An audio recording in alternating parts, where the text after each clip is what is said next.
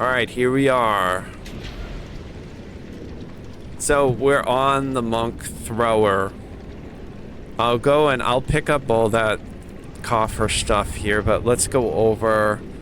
I'll show you guys like the build and what I did, what I changed. I'll give you sort of like a baseline of where we are. So this monk thrower used to be a monk. Now it's a dragon disciple. This character only has 2 past lives.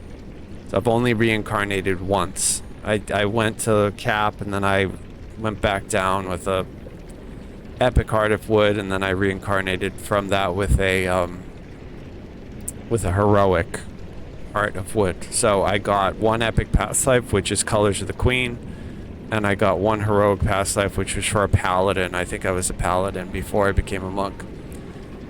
And so that's what I did. As far as the dragon, I started basically with a 14 dex, an 8 strength, a 14 con, a 10 intelligence. I maxed out my wisdom, and a 10 charisma.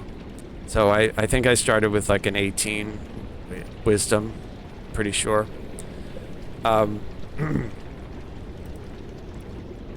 The feats we took are all ranged feats, right? So we took 10,000 stars. Absolutely, like, you need to have that. Super useful. And we take all of the other stuff. I did shot on the run, which requires dodge and mobility. I took archer focus, point blank shot, improved precise shot. And then we run around in ocean stance because that gives us a passive key gen. It's one of the issues with Dragon Disciple. If you don't melee, it's getting enough key to generate. And on a thrower, that is still a problem. So we want to be in ocean stance for that passive key gen. I also took precision. We take the improved crit for throwing. And we take, you can see I get Flight of Kings as my fast move.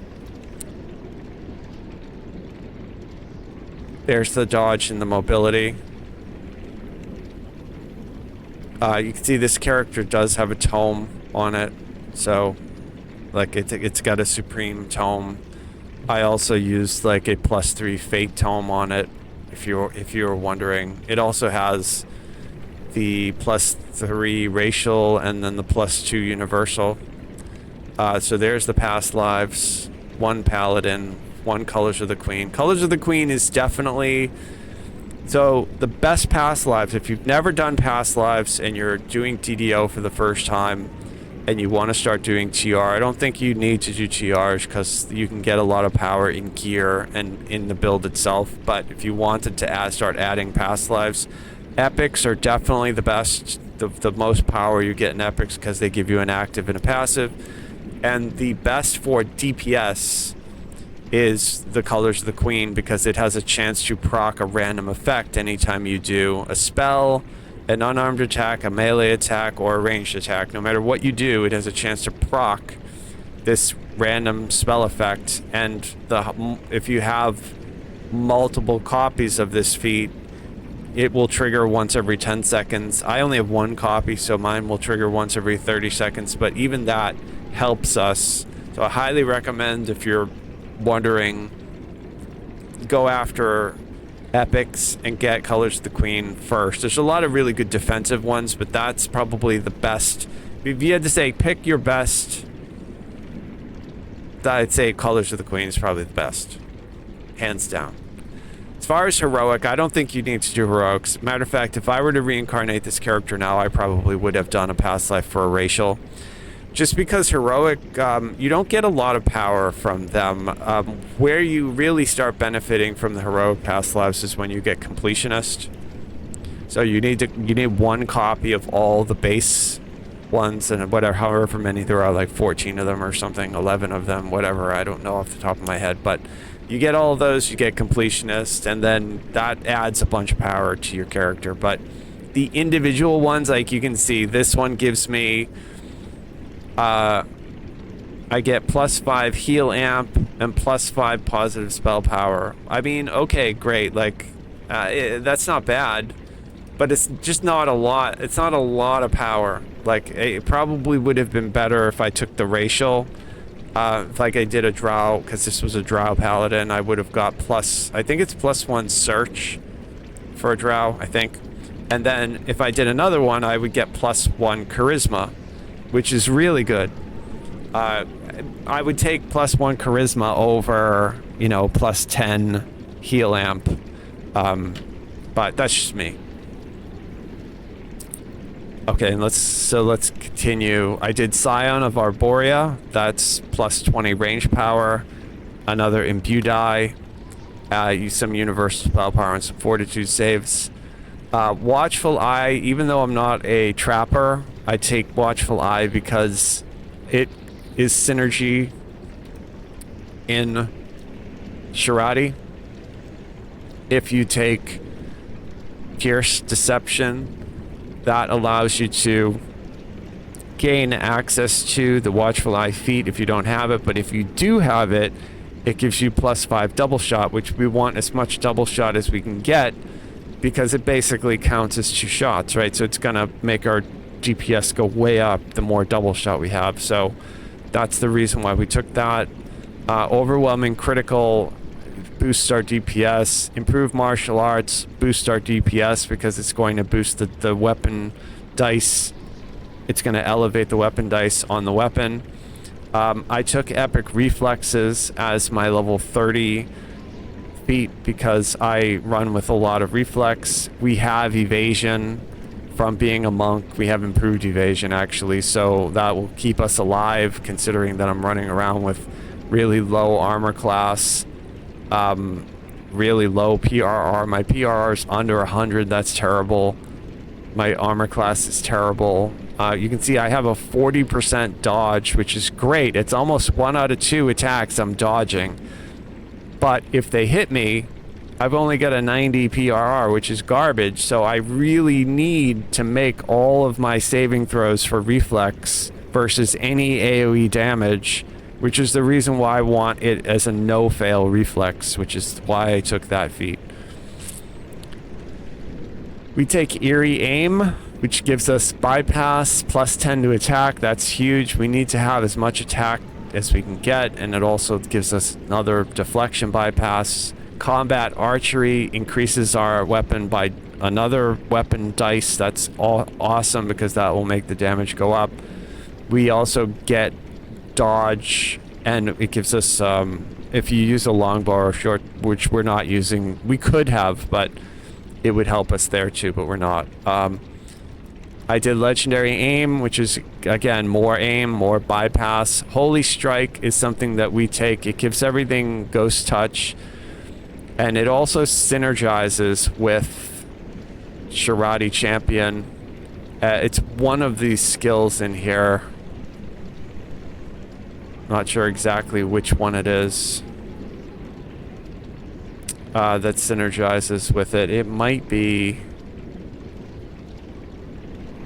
It's one of these in here. And I apologize off the top of my head. I can't remember which one it is. If we read through all of these, it is one of these in here. Anyway, I'm not seeing it just randomly like mousing over these, but there is a synergy if you have maybe it's one of these. Yeah, this is it. Okay, so Vision, your attacks have Ghost Touch, and you have 5% bypass for it. And if you have Holy Strike, you get double the dodge and fortification bypass. So it's not a huge synergy, but it is a synergy.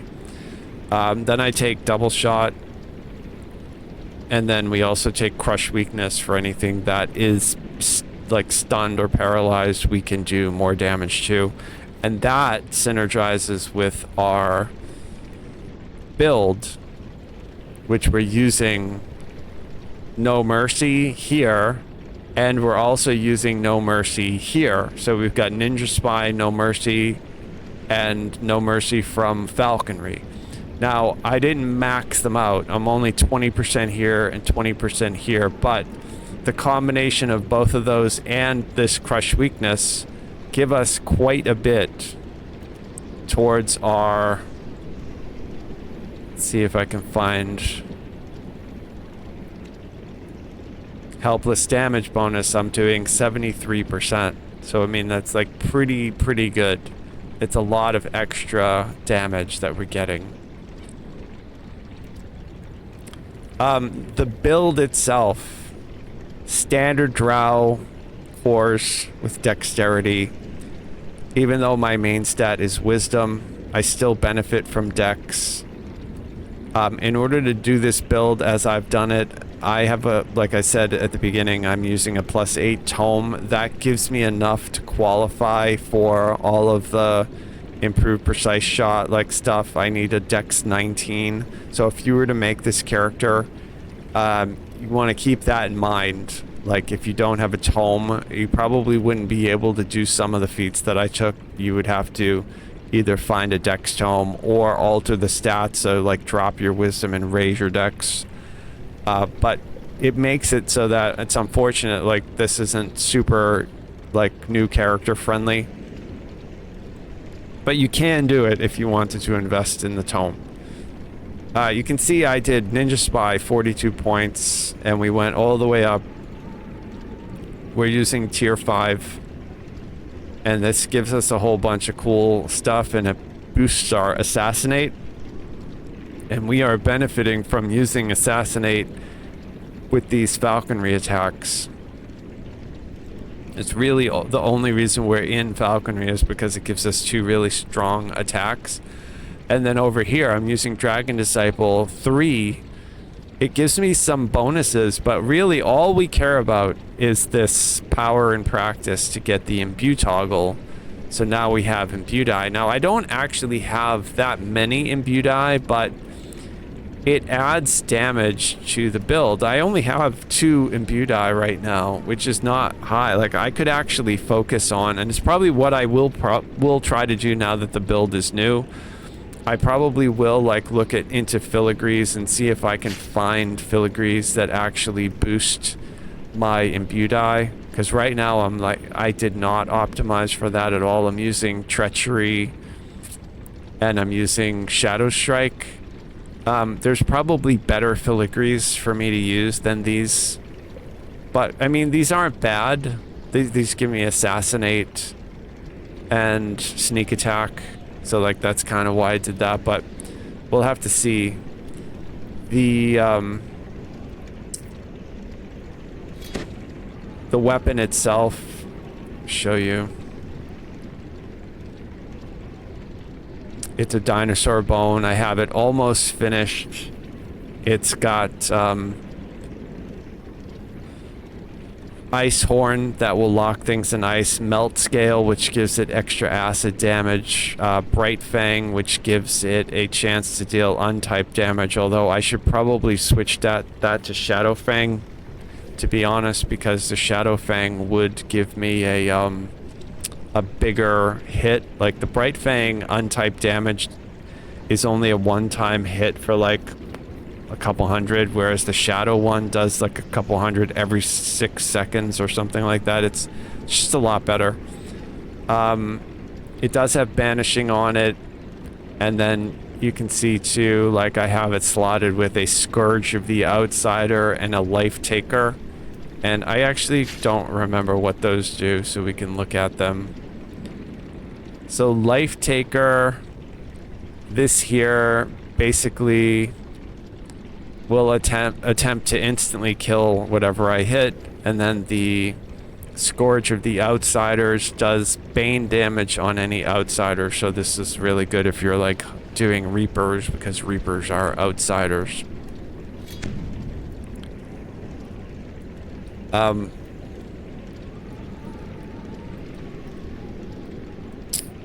Yeah, I did take like more spell points there. There's the extra imbue die. You could probably, like I did take this just power begets power. Like, to be honest, I probably could drop everything here except for this one power in practice just to get the imbue toggle. I don't think I need to keep... This only gives me double strike and true seeing. I don't really need double strike or true seeing because I already have them, so I could drop that. I don't technically need this one either. This is just it does give me +2 to attack. It does give me wisdom to damage, but so that's the reason I didn't take wisdom to damage and hit over here, because I'm getting them from here. I'm getting wisdom to hit here and wisdom to damage here. If I dropped these and I just did 2 points to get this and this, I would then have to come back over here and take wisdom to hit, wisdom to damage. I just had to redo this tree. But I'd have all these extra points, and I can probably buy 3 points in this and 3 points in this. It's just, I'm just experimenting right now. So I did 12 points in Dragon Disciple. Prior to being in Dragon Disciple, I had most of my points in Ninja Spy, and then I had some in Fade Arc Illusionist. I did not have the imbue. I had to use this imbue, the Sting of the Ninja, which is a poison imbue. And it really isn't, in my experience, that good. I mean, maybe somebody who's actually playing like a melee assassin, it's good, but for a thrower, it just wasn't very good. What's much better is... So what I would do if I dropped these points down to like 3 points over here, I'd put the rest basically in Falconry, and I'd go up and I'd get this well-rounded 2. And then I'd probably just, like, I'd grab True Seeing right here, I'd grab Wisdom to hit damage here, I'd finish out No Mercy here, I'd add the extra point over here. I might even grab Coordinated Strikes, and I probably would grab Exposed Weakness too, just for giggles. Like, so we're just gonna experiment. That might be where I go with the build. Like, I might go 31 points here and just put the rest of the points here, because like I said, I really only care about the imbue from power and practice. All this other stuff is just extra niceties that just make it a little bit better, but it's not really part of the build. For epics, obviously, Shirati is like where you want to be if you're doing ranged. So there's nothing better. So we're in 35 points in Shirati. We have almost everything. I don't do anything with the healing spring or the wild charges. I think it's stupid. I don't like it. I'm not doing any spell DCs, so I don't really care about that. So I didn't boost my spell DCs at all. I could have taken Face Sight, but I already have blindness immunity. But I took everything else. The next one we're in is Shadow Dancer, 24 points. Shadow Dancer is awesome. Gives us a lot of really good stuff. We love Dimension Door. It gives us reflex saves, it gives us armor, but the biggest reason I'm here is for these Assassinate DC boosts, because like I said, we're doing Falconry. And these attacks are keyed on Assassinate, the Assassinate DC, so we want it as high as we can get it, because we want to make sure this stuff hits in High Skull Reaper, right? We're even able to get all the way up here to Pierce the Gloom, that makes us immune to Silence, Quell, and Blindness. That's really good. +3 to hit when flanking. We got Fortification Bypass there. We've got Sleight of Hand. We're using this for the UMD. And because sometimes we will scroll heal, but like, so with that UMD, I have 110% on my heal scroll. Now, I haven't buffed my charisma at all. This is just from the gear and from the tome that I have. So I have a no fail on my heal scroll, and I also have a 90% on a resurrection scroll. If I dropped down to like a raised dead scroll, that would be over 100%. So I would be able to like res somebody. I can still throw out a res, but I mean, I have a small amount of fail, but just having the ability to like throw a heal scroll on yourself is super good. And because this character has such a high concentration, you know, there's a really small chance that I would get interrupted doing that in combat, right? Like that's super good. So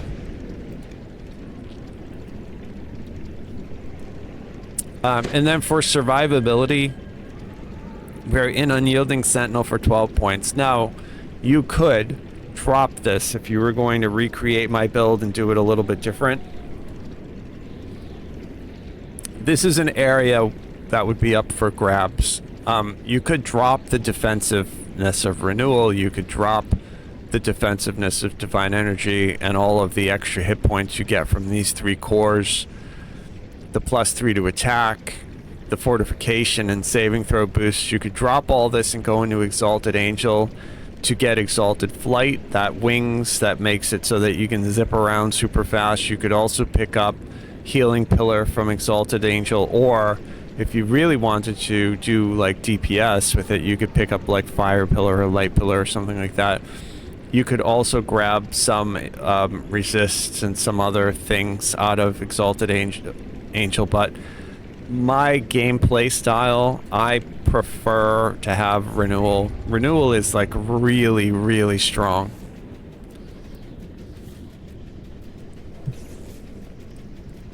So like it fits my gameplay.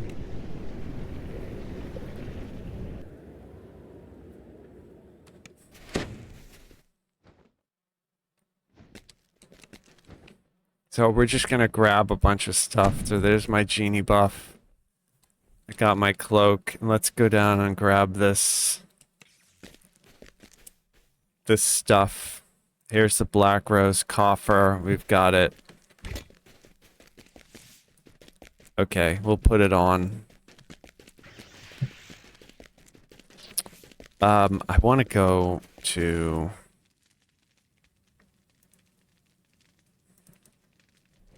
Since the quest that I've been doing most of the testing in has been Sharn, we'll go back to Sharn.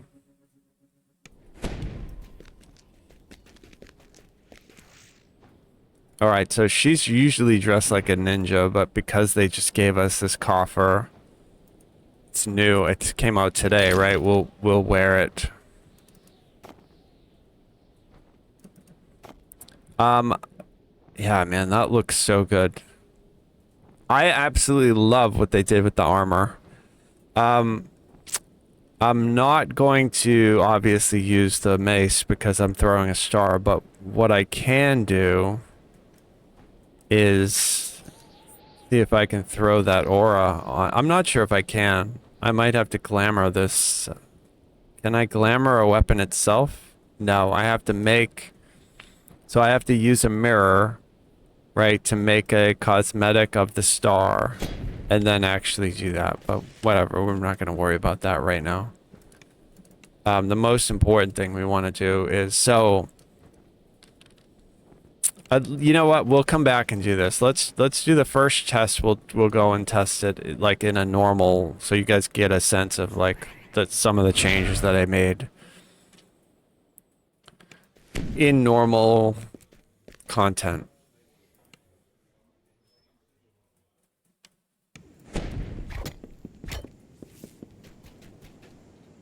Okay, and so you can see like if I throw at the wall, you can see the general speed of that. It's not super fast. Right? It's like 1 a second. Right? Maybe a little less. So it means that like our attacks are not... We really need to trigger our double shot because they're not super fast. And we also need them to hit really hard because they're not super fast. So we have 135 to hit. That is pretty good.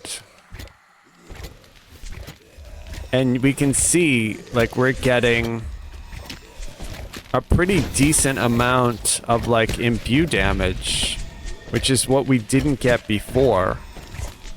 So let's see what we're using, and so we can keep track of this. Let's switch to something different. Let's switch it to electricity. All right, so there we go. We're using electricity.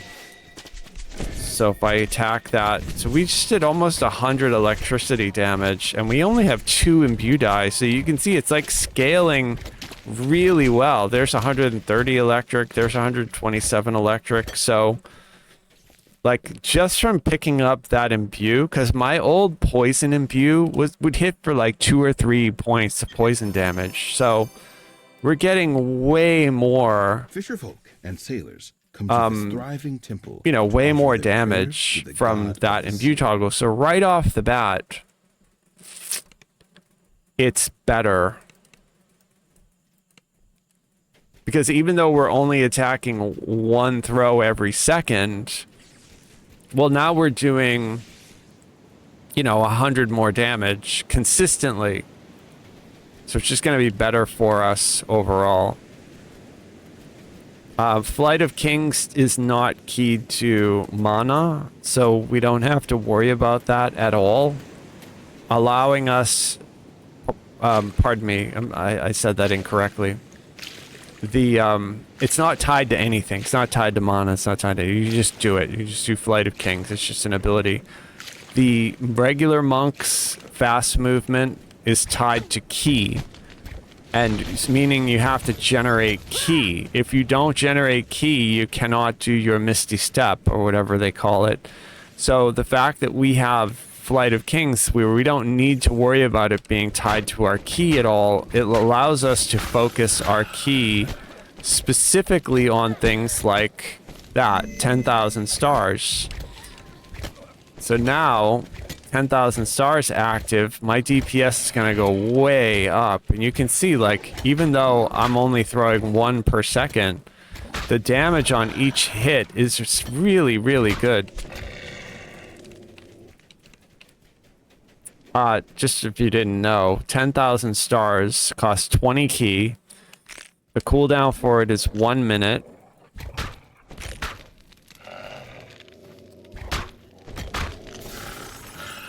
It's 1 minute. It lasts for 30 seconds, right? So you do it 30 seconds, and then you have to wait 30 seconds. For 30 seconds, it allows you, with a shuriken, you get a +1 ranged power per wisdom.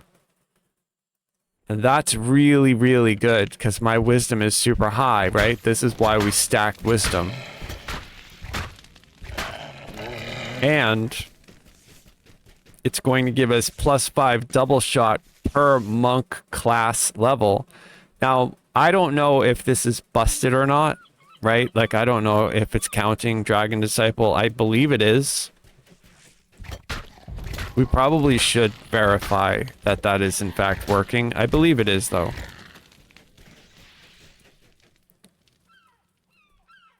So, double shot. So let's take a look. My double shot right now, just standing here, is 49. If I pop this, I should get 5 double shot per monk class level. I'm not exactly sure what that's going to do to our double shot, but we're going to take a look and see. So I'm at 49 right now. There's 10,000 stars. Now I'm at 149. So I just added 100. So my double shot is at 150%. So like it goes way, way up. It's really, really good. So that is like one of the main feats that you want to make sure that you take. You have to select and take that feat when you're building your character, right? But we can see the damage on him is pretty good. Look, I just got 250 electric. That is this here. Power and practice. 1d6 scales with spell power. Well, it is scaling with spell power. It's scaling really well with spell power. My electric spell power is 285. And I only have 2 imbue die, like 2 bonus imbue die, right? So like I'm getting a really good scaling. So if I stack, so look, my acid spell power is 431. So really, that's the damage type that I should be using, right? Force is 350. Positive is 440. Yeah, it looks like acid. So what I should do is go acid. So that should let us see the biggest number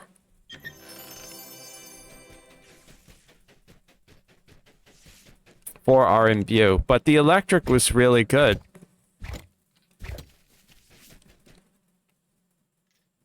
And so for just tooling around, just playing, if you were going to do normal, hard, elite, or like R1, this is super fun. This is just really cool. It's not like a thrower was like 15 years ago where you could just obliterate the entire map because it was busted, but it is a very sort of fun alternative to if you didn't want to use a bow and arrow, if you really wanted to play like a monk, if you didn't want to do a multi-class, because most throwers, people who are doing throwers are going to do multi-class. If you wanted to you know, try out the new Dragon Disciple, I think it's sort of like the Dragon Disciple. I was not happy with the way it played because the spell casting, there's no key generation, there's no way to really boost the DCs in the actual build itself beyond like gearing up really crazy. So I wasn't happy at all with it, but this character, because I'm not doing any spell casting, all of my spells for Dragon Disciple are purely defensive. So like how cool is that, man? Like there's jump, there's long strider, okay, there's more imbue die, here's a death ward, so I don't need to carry an item, there's displacement. My displacement now is, let's go up and look at our defenses. Yeah, my concealments is at 50%. That puts our effective hit points up to almost 15,000. Like, that's super, super good. So, like, it just makes having access to those spells really, like, a solid quality of life that I think would make this a really good, solid choice for a hardcore character. And we can see the damage I'm getting on that acid imbue. Like, so my DPS went way up as a result of switching to this Dragon Disciple. We are missing, like I said, I still have spell resist 73. My spell resist was over 100 as a pure monk. So like that now is pure gear. I'm not getting any spell resist from my monk levels now. And like we talked about earlier, I'm not getting my poison resist, but everything else looks really good.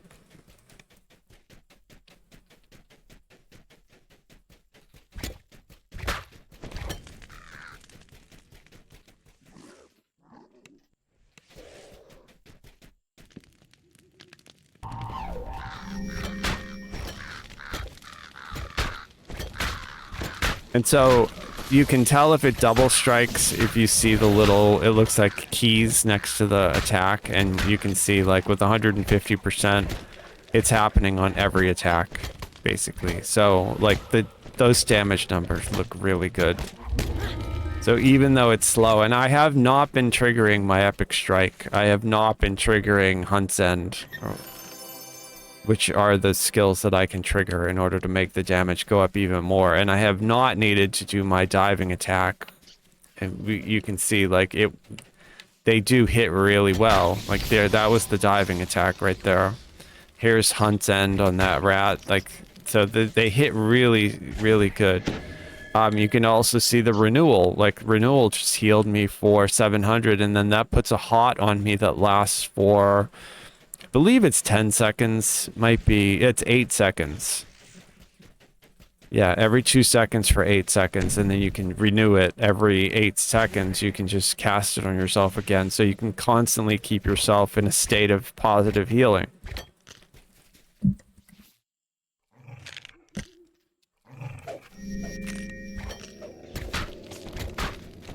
I do have improved precise shot on, so all I have to do is target one of them, and then it should, you know, go through and hit them all.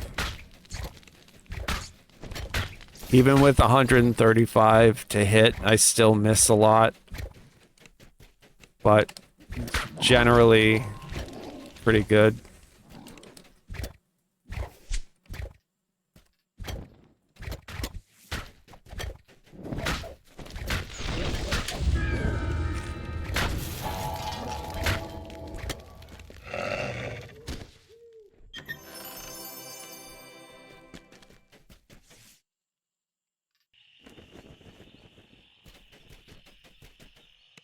it's also one of those sort of like niche builds where it, I believe, has like a lot of payout in fun factor because it's not something that people normally play, if that makes sense. You know, like, it's not like you see a lot of monk throwers.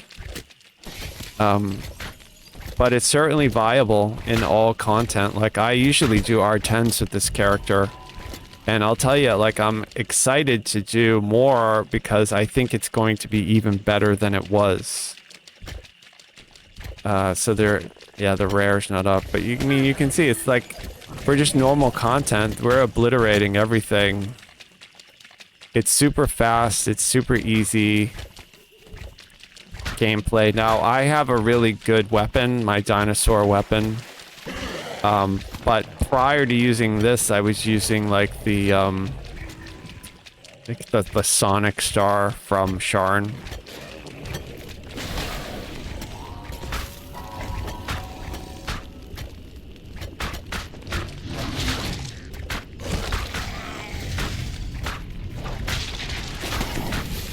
The damage is decent, right? It's not, again, if you want like a high damage dealing super fast, probably better to do like 2-weapon fighting melee or something like that. But oh, look at that. Diamond of concentration 20. That's really good. Yeah, I probably actually will slot that on this character's gear.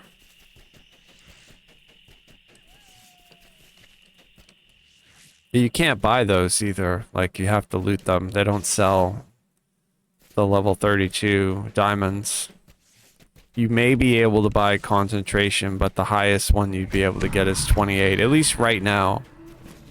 Whether they update the store, that's something that we have to keep our eyes out for. The other thing that they're probably going to update going forward are these tomes of learning, right? Like, I have the heroic tome of learning, I have the epic tome of learning. I wouldn't be surprised if we saw a legendary tome of learning once they raise the level again.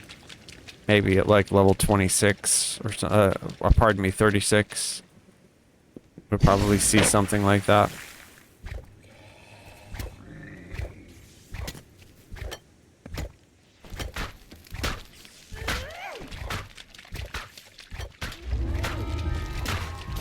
The one thing that we are kind of missing is like the fireball, like the big AoE, but our epic strike does a sort of like AoE effect, so every whatever it is 12 seconds we can do that.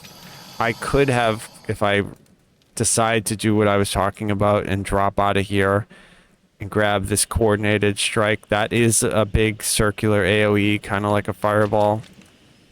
But that's really the one downside to this build. Like, there isn't, like, I can't throw a weapon and have it sort of splash out. I am using improved precise shot, though, so it does, like, it will go through everything and damage everything that it goes through. So it's kind of like you have to play it a little bit different than you would a Sorc. The concept is the same, though. Alright, so you guys have a basic gist of how it plays. And versus if you saw like the original video where I do like the old monk thrower out here, it's easy to see that it's playing better.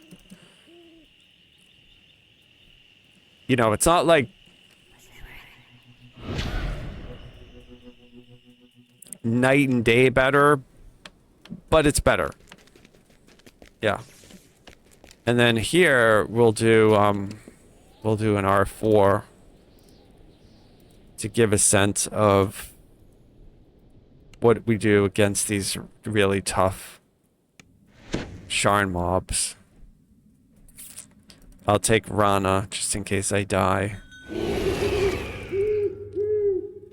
And throw out all my buffs.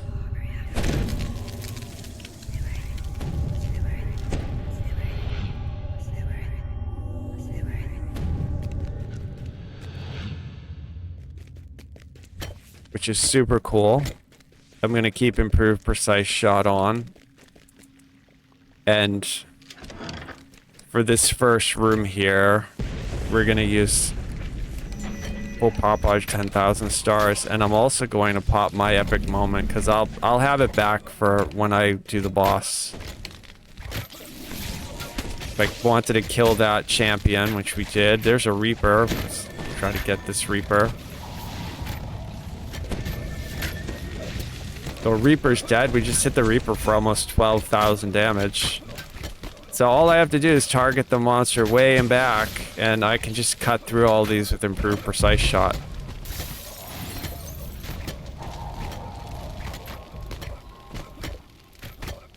Brackart, good to see you. How you doing? Hope you're having a good night. Oh, you're raiding. Hey, man, thanks. I appreciate the raid.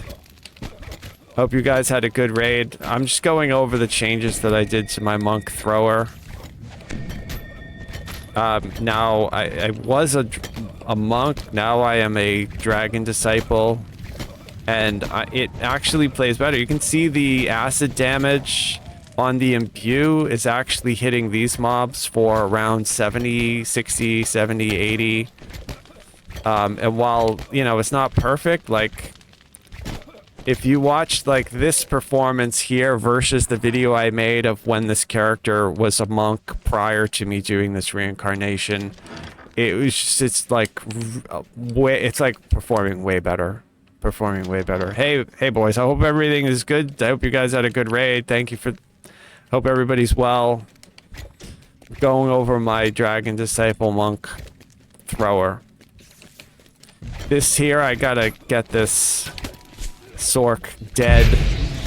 Oh, there's my 10,000 stars. Let's see if I can actually get this dude. Alright, I just hit him with a falconry attack. I'm gonna hit him with another one. Yeah, and now it's dead. Try a falconry attack on that dude. I mean, you see, like, it's solid. You just knocked him down, paralyzed him. Is it perfect? No, but, like, I'm telling you, this is playing better than it was. This Fae dude will be immune, but I just knocked him down.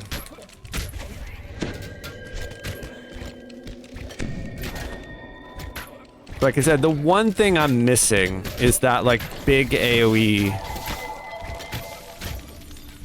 But luckily my epic strike hits like an AoE. And you see my renewal is still doing a couple hundred.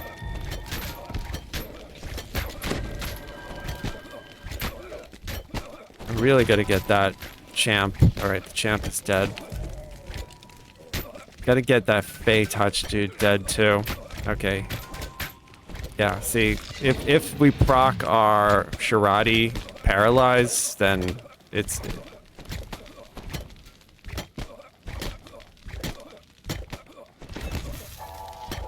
That was the epic strike. There's our falconry.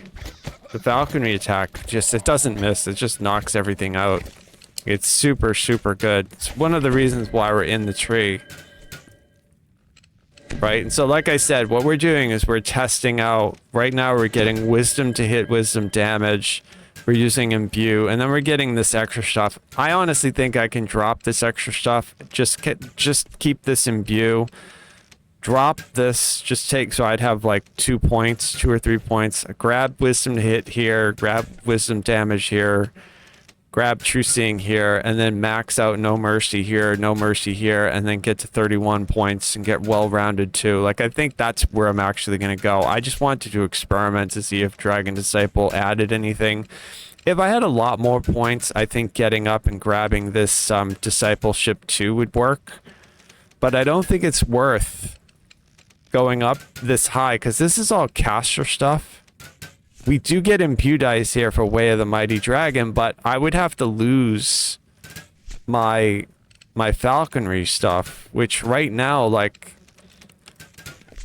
those attacks hit really, really well, right? Like, here's... See, that just knocked him down. You know what I mean? Like, it's super useful to have that. So I might experiment with it and try to see what happens if I go 31 points in the disciple tree, to see if, like, all those extra imbue really do help. But for right now, having the, you know, having those falconry attacks is just super, super useful.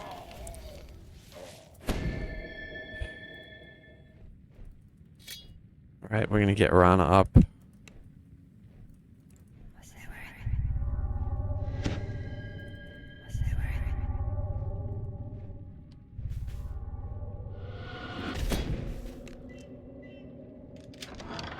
Yeah, even if she dies, though, the renewal is so strong that it will keep us alive. That's why I like to build for it. I'll show you guys the, that's the Ninja Spy poison attack that I just did on that trapper. It's not that good, but I feel like it's a little better than it was. Alright, we're gonna do our 10,000 stars, and then I'm gonna try to kill everything in here.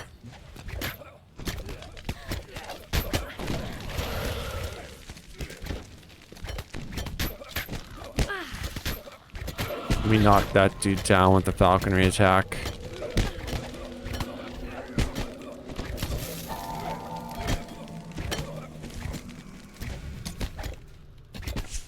So again, like, we're back to that niche, right? Like, is this the best ever? No, not at all. Like, not at all. I obliterate everything on my main, my minion enchanter warlock. But this is a really cool, like, change of pace. And if you didn't like the way the bow and arrows worked, and you didn't want to do an inquisitive, which probably, arguably, if you wanted to do ranged, inquisitive is the way to go. That is just really, really good. But if you didn't want to do anything like that, this is good. I mean, I think it's, you know, it's fun. There are, like, places where it falls off, like this sort of an area here where I want, like, a big range, like, sort of like a fireball, but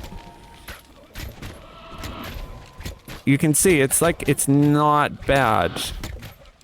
We were able to sort of CC everything up there. There's my hunt's end. We just took that dude out. I'm gonna do my falconry attack on that mark of chaos and try to knock it down.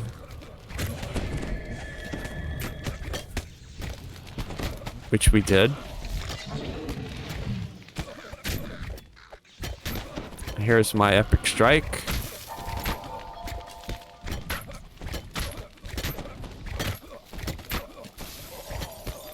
We'll do a falconry attack on that dude. Yeah, I mean, so the falconry attacks, they add so much that I'm just not sure having the raw damage would make it worth it. You know what I mean? I think it's really, it's gonna be up to, like, your play style, but, like, having the ability to just knock any tune down like that's super, super useful. It allows me to, like, target specific champs, so, like, that Fey Touch champ right there. I got him with my Shirati proc, but I also knocked him down, so we can just take him out. I have to be careful because that muscle hits really hard, so I have to be careful of that thing.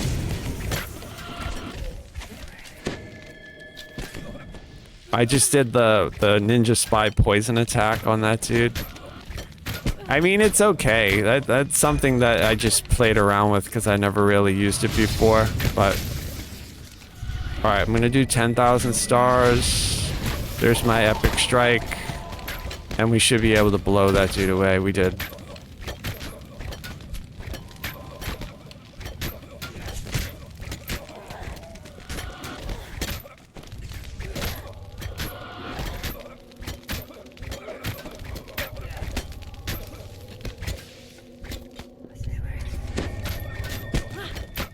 Yeah, I think right now the inquisitive ranged is the strongest. I think it's probably like double or triple the DPS that I'm doing now. If you build, you know, an inquisitive, but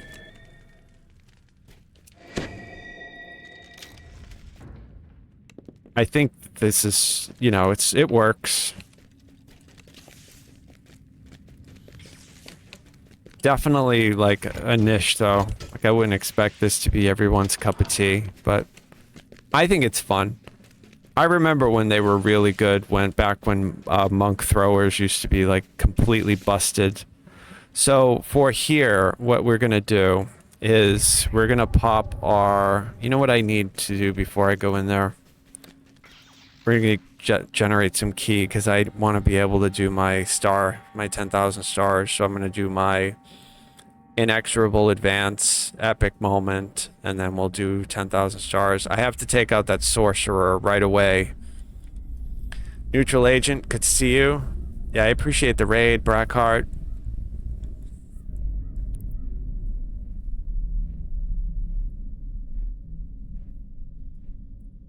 Alright, I've got 50 key.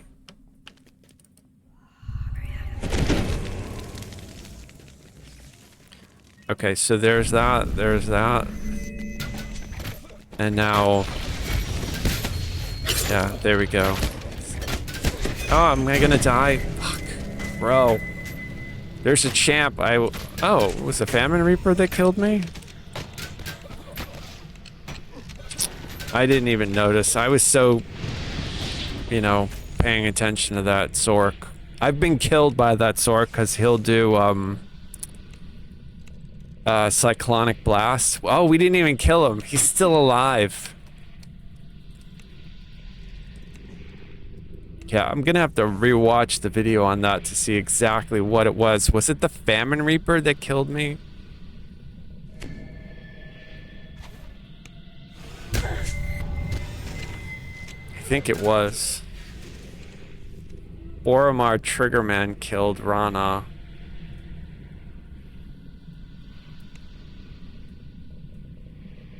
What killed me, though? Yeah, this is one of the frustrating things about the combat log.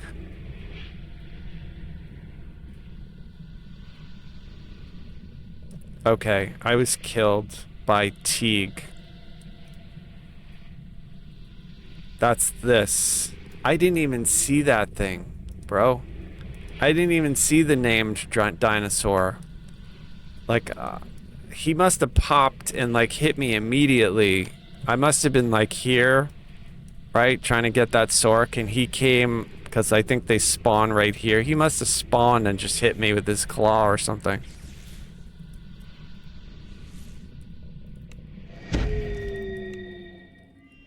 It's important to pay attention to that kind of junk if you're going to do hardcore, right? Because, like, if you're in a bad position during hardcore, it's easy to die. It's just stupid shit like that. I'm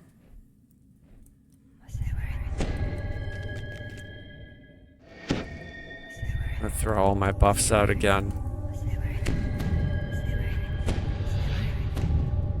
Alright, I gotta get rid of that sorcerer. Where is he? Alright, we got the Famine Reaper locked in ice. The Sork, he tried to hit me with that Cyclonic Blast. And I'm targeting okay, finally I got him. Alright, there we go. Good.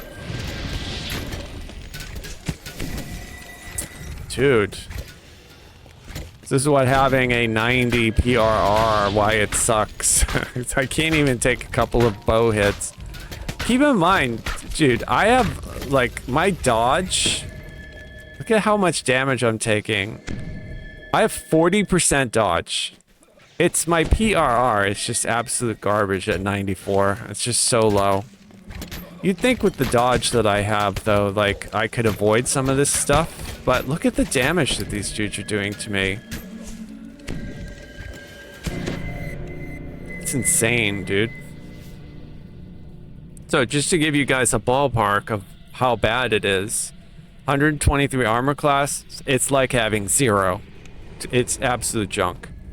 You need to have like 200 PRR in order for it to start meaning something. Having under 100, it's awful. Fortification, I have 200%. It's like I'm wearing nothing. I even have damage reduction here. That's like nothing. It doesn't matter. Nothing matters. 40% dodge, and I still am getting, like, ripped. Let's look at this, too. Effective hit points, 11,000, and I'm still getting obliterated. What can we do to make this a little better? I can displace myself, right? And that makes it so where I have effective almost 16,000 hit points. Is that accurate? Is that an accurate portrayal? I don't think so.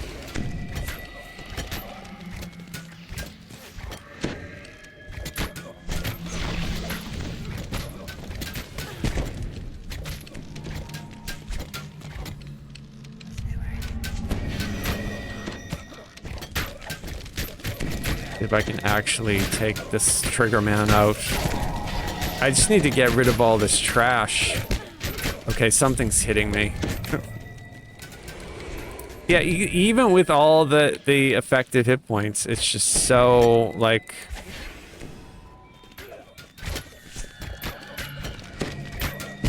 Alright, one is dead, finally.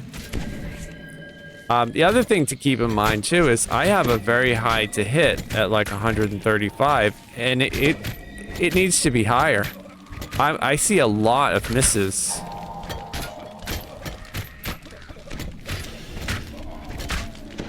Alright, all the ranged dudes.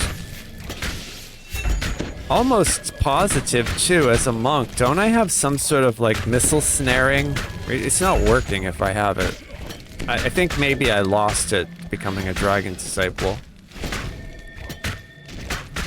So this is a pretty good indicator, too, of, like, the DPS, just a general DPS, if you wanted to take a look at that. Let's switch to Archer's Focus, since I'm doing single target now. So you can see each hit that I'm doing that's not a double strike is around, like, 250. That's probably equivalent to what you get if you were just swinging a melee.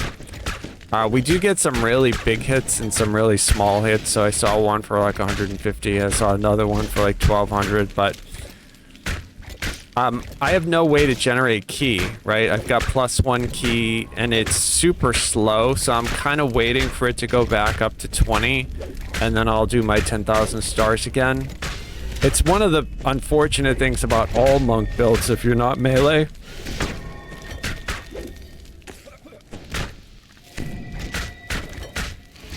And to be honest, I hit the wrong button and I did the poison attack instead of 10,000 stars. Which is too bad because I wasted all that ki. But I did put a poison dot on him. You can see it's ticking. The poison doesn't tick for that high. 26. It's sort of a waste. I don't even think I put it on the bar. I just wanted to experiment with it because I don't really use it that much. Now we can see to the imbue die. It's very, like, all over the place. 96, 38, 19. But those numbers are a lot better than we were getting with the Ninja Spy Poison imbue. And I am ready to do the epic strike again, so... the epic moment.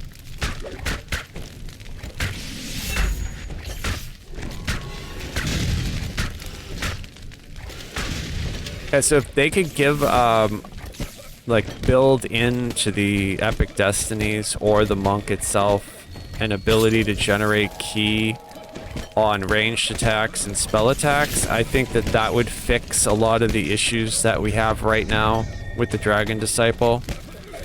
Because I have no means to generate ki short of, like, my water stance. Oh, is he gonna kill me?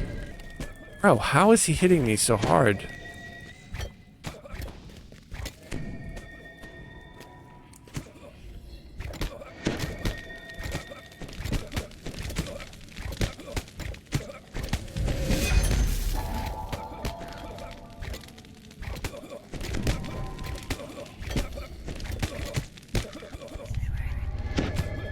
I tell this story every time I fight bosses in this game, but there was a time in DDO where bosses didn't have immunity. So you could knock them down and trip them and all sorts of stuff. They changed it though because of wounding weapons, if you guys remember that. People would just basically run with puncturing wounding weapons that would knock the boss's constitution down to 0, and then they'd instantly be dead. So people used to be able to like spam kill them, because if everybody runs up and hits it with the wounding weapon, they just die instantly. And so rather than removing wounding weapons, they just basically added boss immunities. But it still bothers me, like I can't use my falconry attacks on this dude and knock him down because he's, you know, a boss.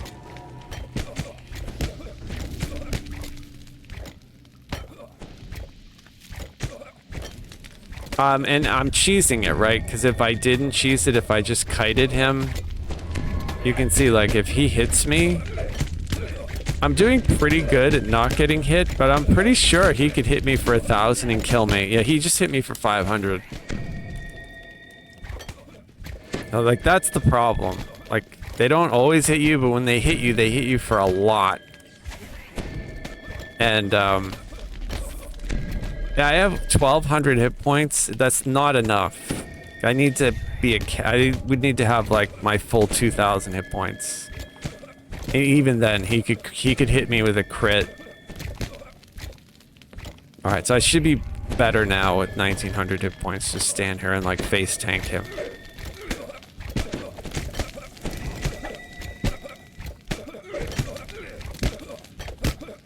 Pretty good. He just hit me for a whole bunch. Oh, he just hit me again really hard. 500.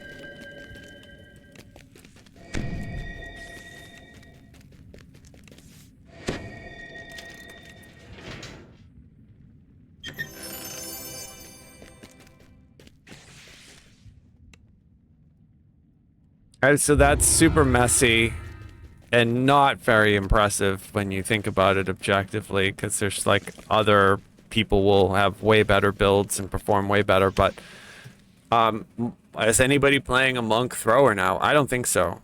And for a good reason, right? There's way better ways to build a thrower. But if you did want to, I think that I'm going to like probably squeeze out the best that we could possibly do without multi-classing, right? That's the other thing we could do. We could multi-class, and we could do like a monk, dragon lord, and then you know, like a fighter. So dragon disciple, fighter, and then something else, or whatever. You know, come up with like as many synergies as we could get. The other thing too, for throwers, you could make an argument that without 10,000 stars, which is really good, probably Vistani would be better for throwing, but I mean 10,000 stars is really, really good. So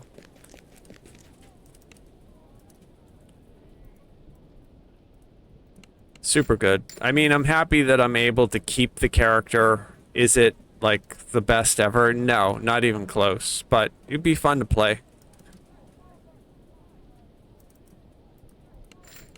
I'll tell you this though, it is way more effective than my level 32 dragon disciple caster, who can't hit anything with any magic and has to swing a sword. I mean, I'm lucky that I took single weapon fighting and I can kill stuff with that, because the spell casting just doesn't work. Now, I do have, like, my epic strike works. I'm using the holy fireball from Exalted Angel, so that kind of works. And if you guys watch, like, I think it wasn't the latest video I posted, it was the one before that on my YouTube channel, where like I actually show you guys the gameplay for that end game spellcaster monk, and it's not at all fun. The main issue, and this is what I was saying a few minutes ago during the boss fight, is that there's no keygen built in to throwing or spellcasting. There is with melee. So like you can see, I tried to like power begets power. That should be your attacks, comma, melee, ranged, or spells, comma, generate 2 key. That's what it should be. But right now it's only melee strikes with weapons generate 2 key. Well, that only works if you're melee. So if you're spellcasting or ranged or whatever else, it doesn't generate ki. There's no other ki gen in here. So it's not like just taking these cores generates you ki. I mean, actually it might, but it's going to be tied to like a melee swing. But it doesn't look like it. There's imbue die, there's other stuff, but there's no passive ki gen, which is what we want. I've got my concentration blasted up as high as I can get it. I have every rank I can buy. I think I even used a tome. Does it have a tome? I guess it does not. Oh, it does. It has a +3 tome on it. I'm in water because that's this is the other issue, right? Like water is the only stance that gives you passive ki gen. None of the other ones do. Well, why don't they? Like in my opinion, water should give you like +4, and then they should just have like +3, +2, +1, whatever. Like I don't think I think fire should probably be the next one, right? Because fire, yeah, it actually does give you like ki, but it's +5 ki on a critical melee hit. So if I went into here and I did like a critical ranged hit, it's not going to build +5 ki. So like that's the biggest issue I noticed. These other ones need to have ki gen as well. And then for something like Shirati, for Shadow Dancer, right now my understanding is the only epic destiny that has a ki gen in it is Grandmaster of Flowers, and it's like a tier 1. I believe it's the skill that's right here. I don't remember what the name is, but if you put all 3 points into it, it will give you like a passive +1 passive ki gen when you take that. But that's only in Grandmaster of Flowers. I really do think that they should add, if it's not here, it should be added to like, let's say the tier 3 for any of the potential like monk destinies. So like a great example would be this one here. Should be, if you're a monk, you get +1 passive ki gen. If you're a monk, you get +1 passive ki gen. Like these two should both give it. Obviously, they don't stack, right? So if you got +1 here and +1 here, it would only count as +1. But it should be +1, and then I have my other from this, and then I've got, another. So that way, my passive ki gen, and I'm sorry if this is stupid or boring or whatever, but like it's a huge issue on Dragon Disciple right now. Like where are we getting this? Because there's an ability like Dragon Hypothesis that costs 100 ki. Where is this caster supposed to be getting 100 ki? You literally have to run around and hit stuff with a melee weapon. So it forces you to do a hybrid.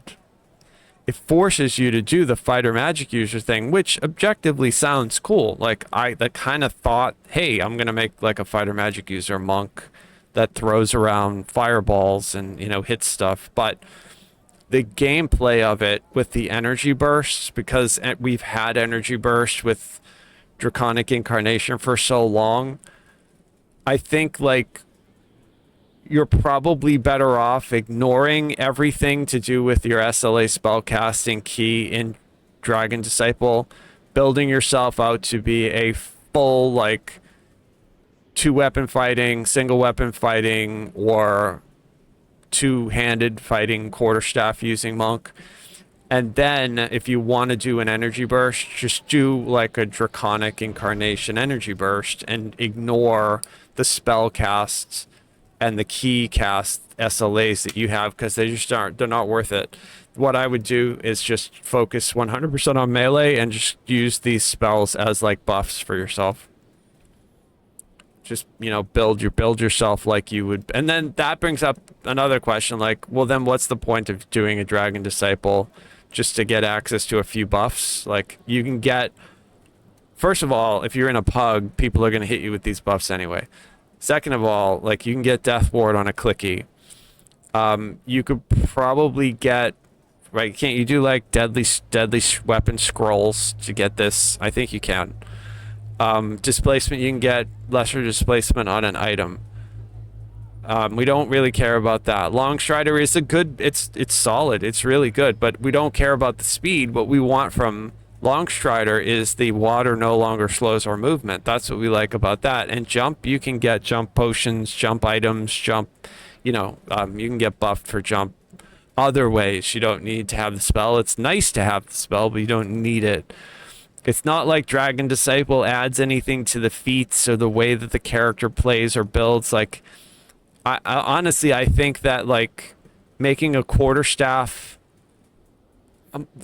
I've run with some people on Cormare doing lanterns who did like the quarterstaff wielding cat, and they just obliterate everything with it. Like it's so strong. So like, I mean, I don't understand why you would ever not do that and try to do the spellcaster. Like if you're gonna do it as like a flavor thing, I understand it, but probably maybe build it like what I'm thinking is build it exactly like you build a Sork. So you're gonna min-max your wisdom and build everything out like you're doing a Sork, but then you're going to definitely hit the issue that we're talking about with keygen.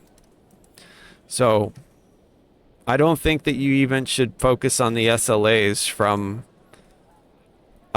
this. I think, if you play a Sork, most Sorks drop their SLAs when they hit epics anyway.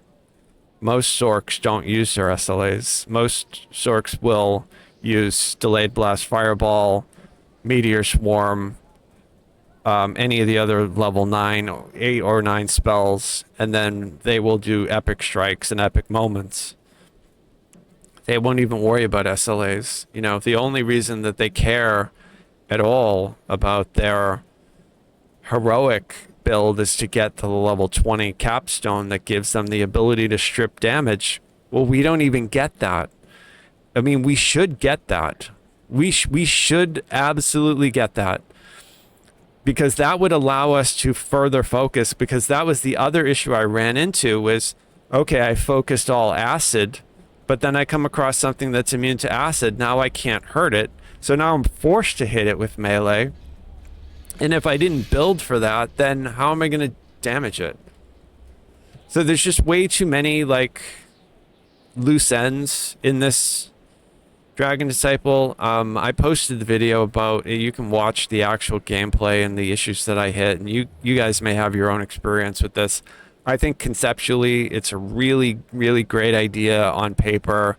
It looks good, it sounds good, but in play it's just not, it's not fun, it's not effective. These need to have like boosts to the caster DCs. Keygen needs to be given here. Like I said, this would probably be the best fix. Make power begets power, do your attacks generate 2 key. End of story. That would fix the entire thing as far as keygen goes. And then you'd still have to worry about, like, if you're casting your spell DCs. Right now it's DC 10 wisdom evoke. I actually think that DC should scale with your level. So like if you are level 20, that should be DC 20. It shouldn't be stuck at DC 10, level 10. It should be scaled with your, and then with your wisdom mod, and then evoke, conjuration, or transmute mod. Like that's fine. That's normal. And then breath weapon bonuses. That's normal. But what that does is you can see it like kind of forces you to need to be in Draconic Incarnation, because that allows you to grab those breath weapon bonus DCs. You can also find those on like certain pieces of gear and stuff like that. So like you can min-max, but I just don't think it's worth it. I wouldn't. I would just focus on like doing like I did on my druid. I used a lot of ice flowers, and then I used a lot of epic strikes from Draconic. I was also doing ruin on my druid, so like I'm hitting things with ice flower and ruin, and then my whatever the epic strike I was using was. I think it was from Primal Avatar. But the point is, like I wasn't doing any of like the Druid SLAs. I think for a little while in low epics, I was doing Word of Balance as an SLA, but I had it as a spell anyway, so I just got rid of the SLAs and I just focused everything later on doing Ice Flowers, which really was the spell that hit the hardest for me. Aside from like all the stuff in the Epic Destinies. So that's sort of the same way I would do the Dragon Disciple Monk. But to be honest, I don't think I'd do the caster. I think I would just make it pure melee. Whatever flavor melee you like, it doesn't matter. Single weapon, two weapon, or two-handed. And then just use the spells as buffs and not even worry about spell casting. It's probably what I'm going to do. If I could easily respec my character, I would, but because it costs a lesser heart of wood, and the lesser hearts of wood are like $8, I'm not going to buy that just to respec a character that I barely play. I mean, maybe if it were for a video, like to show you guys like the difference, I might do that, but it's probably better if I just made a new character at this point, right? Because it would just be a lot of it would just be wasted money, right? I'd rather take that lesser heart of wood and save it for somebody that I do play, right? And that brings up the other question, you guys, and I'm not going to bore you all with that, but it's why is it so? Why do we have to pay real money to respec a character? That to me is mental. It makes no sense. So, Anyway, all right, I'm gonna go get some tea. I will keep this these open if you guys want to look at the actual build while I'm AFK. If anybody was thinking about messing around with one, I'm actually going to update and the build post that I have on the TDO forum with 2025 because this is almost. I haven't done it yet because like I said, I'm still sorting out whether I'm going to keep this Dragon Disciple stuff or whether I'm going to go 31 points here, just drop this down to the imbue die right there and power and practice, and then just put all the other points over here and over here. Probably what I'm going to do for the build that I post. But for the most part, all this Epic Destiny stuff is sorted. Everything looks good. It looks like I just got an extra point too, so we have to put that somewhere. Likely it'll go into my spell points here in Wild Magics, but not 100% sure yet. It might be like First Strike might be something to consider too, or if I'm going to get a couple more points, it might be to get these lay hands, because those are really good to have if you do High Skull Reaper. Because you just, throw out lay hands on somebody who's taking a ton of damage to help get them up. I mean, I can do that with Renewal right now anyway, but having lay hands too is super helpful. All right, so I'm going to stretch and get some tea. I'll be back in 5. You went Dragon Disciple, Wild Mage, Chaos Mancer. Yeah, you mentioned that. How is it doing with the acid stripping? And that's the other big issue people have on a caster is like, how do you damage something if you don't get that built-in damage stripping? I'm really surprised that they didn't build it into the capstone.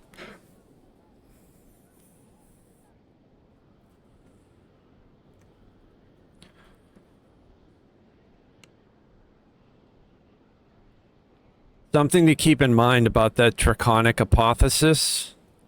That's your capstone. It lasts 20 seconds. You take 50% less damage from a bunch of the elements.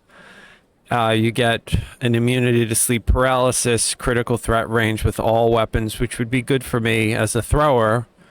You get damage, and you get double breath damage for Acolyte, Breath, and Devastation. There's a 2-minute cooldown. However, it costs 100 ki. So not only do you need the 100 ki to activate the Apotheosis that would trigger the Devastation double damage, But then you need to have the key in order to activate the devastation, which the key, it doesn't say here because I don't have it. But this also costs key to activate. Whatever it is. Like all these cost key to activate. So like I think it's probably 15 key or something like that, 10 or 15 key. Like it's not a ton, but it's still like you don't just need the 100, you need like 120 or something like that key, which in order to get 120 key, like you have to be hitting things with a lot of melee attacks prior to doing that, because there's no passive regen that's going to get you up over. Like you can see I'm standing here with my water +1 passive, and it's not filling my whole bar to 400 for some reason. The way they have key coded, when it's really low it like boosts, but then once it hits like around 50ish it stops, and then it becomes +0. So like I don't know why it's +0. If I turn off water now it's -1, and then it went back to 0. I'll turn it on again. So now it's at +1, but see, then it just went to 0 again. So I'm not exactly sure how or why they have it coded the way they do, but it's super confusing, and it's not something that I think should be tied to your, that's your capstone. Like, I don't think that should be tied to key at all. I think you should just be able to do that. Like, I think that, that should be a freebie. Like you can just, like, it's not on all the time, but you activate it 20 seconds every 2 minutes. You have those abilities, all the extra boosts. It has some pretty good passives, right? Like +4 wisdom, +3 imbue die. I think that should be like melee and range power, because if that were the case, I probably would think about maybe trying to go top tier here for my thrower and grab all the imbue die. But it's not enough. Right now it only favors melee, and the key requirements are too high. So super underwhelming, unfortunately.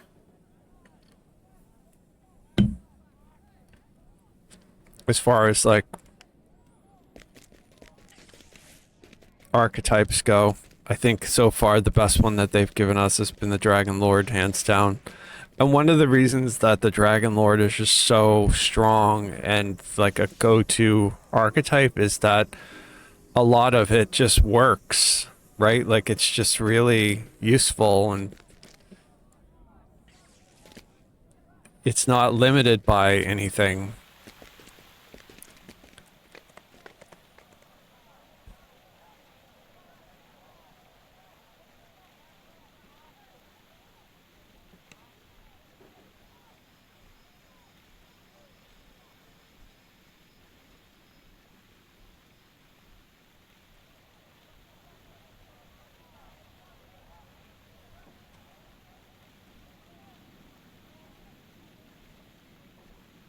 I'm not going to go through all this junk now.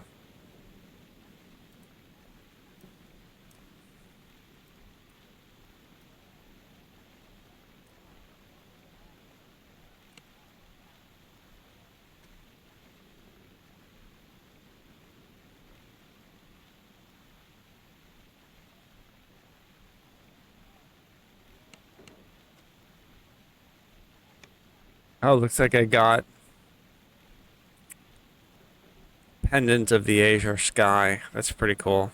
But it doesn't have any bonuses on it, so I'm going to just consume it.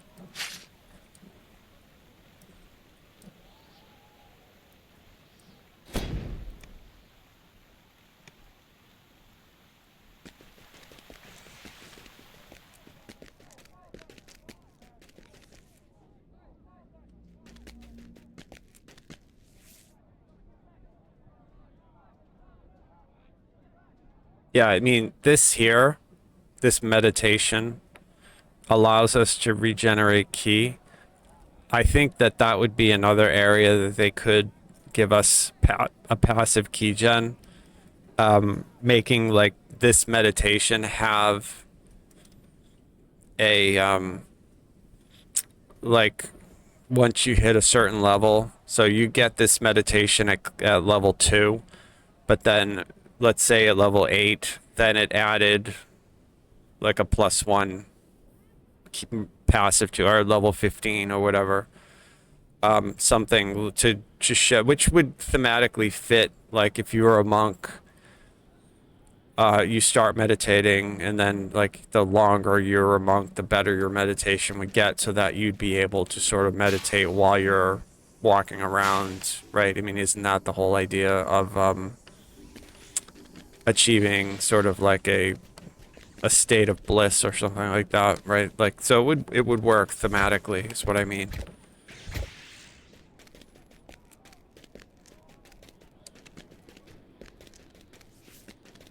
Have you guys done the new raid? What do you guys think? You fought the Hydra? Anybody out there? I haven't done it yet.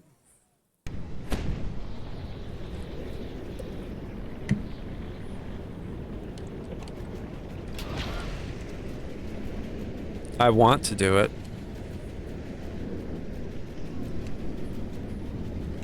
You think we should go and step in it and see how quick it is for us to die? I think we should. See how far we can get by ourselves.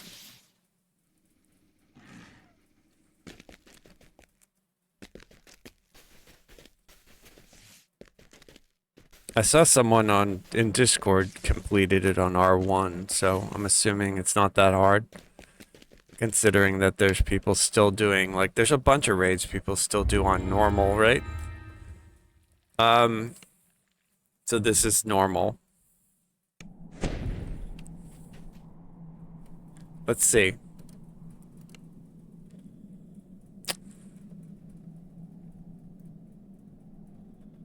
Well, I've never stepped in here, so I don't know anything about what it's going to be like. We'll alter the volume of that narrator if it's too loud. So what did she just say? We're headed to some temple, right?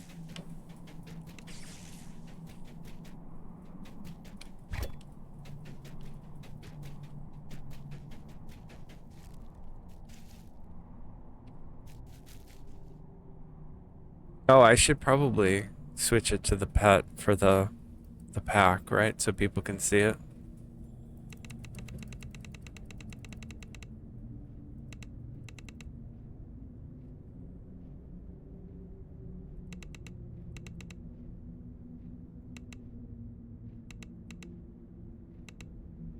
It's a little dog, right?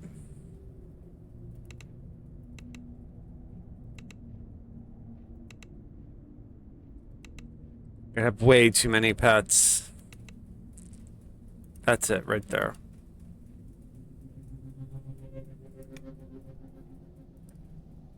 Right? And then I'll actually wear the helmet. So yeah, that's the helmet. I think they did a really, really good job on that cosmetic. That looks really good. The Guardian's camp has been burnt to ash. You don't see any bodies, so perhaps they escaped.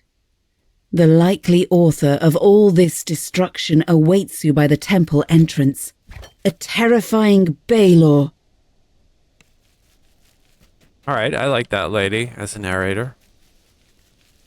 Do not flee, mortals! I have an offer that may serve us both. Okay. What is it? This dude killed me like 40 times when the event first opened.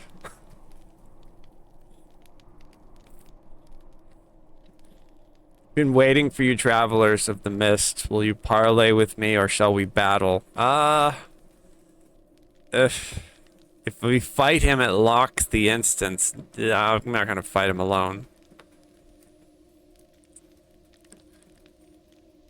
Seek to return to the betrayer of this place, do you not? Do you deny it? The shadows know all. Rather than enjoy myself by burning your husk to ash, I'll offer you a bargain.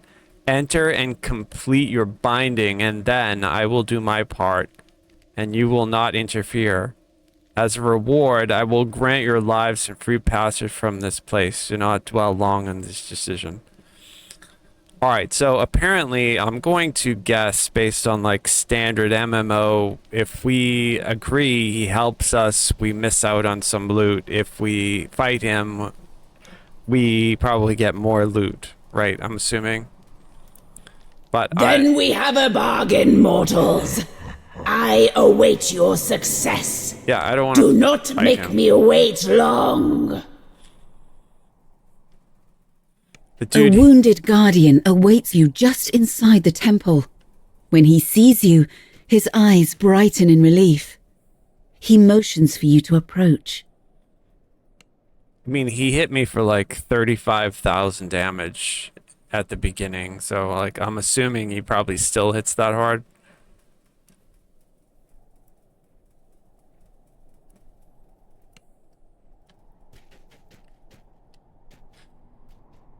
The lantern stockpile. I'm glad to see you. Looks like you got started. The Balor came. We had no option but to run into the temple. We found no one at first. The place seemed deserted. With the enemy missing, we decided to prep the ritual for you to arrive and perhaps proceed without you if you were unable to deal with the Balor. Things got complicated quickly. What happened? Well, we got halfway through the ritual, and then they came. The 1T waited until we dropped our guard. I'm the only survivor. You can take up this battle. I can explain the steps to finish the ritual. All right. The Guardian orders everyone to take a lantern and head to the ritual room. Once there, use the lanterns within the 5 circles repeatedly until they are all fully charged. Only the ritual lanterns from these stockpiles will serve here. Other lanterns you may have obtained are not designed to function here. Should Miststalkers attempt to corrupt the circles, use your lanterns to mend the damage, or to expose the stalker and slay it before it can do harm. If your lanterns run out of power, return to the stockpiles here for a fresh one. Due to the magics involved, you can only carry 1 lantern at a time. When all the circles are empowered, you must protect them until the Dark Lord is summoned into a physical form. Destroying that form will bind its spirit back to this domain, ending the threat. At least that's how it will all work in theory, the Guardian adds dryly. Please speak with me if you have more questions. Okay, we do. How can I help you? Do you require a lantern? No, technically I have one, but I'll say yes. Okay, I already bear one. Alright, so you just have to come back and talk to this dude. He'll give you a lantern. Or you can click on the stockpile and take one. There's a shrine right here. Okay. This looks pretty straightforward, so I'm assuming... Oh, and this is basically like you get the raid gear, then you can come in here and augment it. Well, this is nice. That means that you don't really have to do anything to come in and augment your stuff. You can just start up this quest and come in and augment it. 20 Hydra scales lets you add +7 in Cypher. That's really good. And then +15, the main stat is +15, so you could get like if I were going to do wisdom 15 and then +7 insightful wisdom. That's really good. And then they let you do quality, +3 quality too. Okay.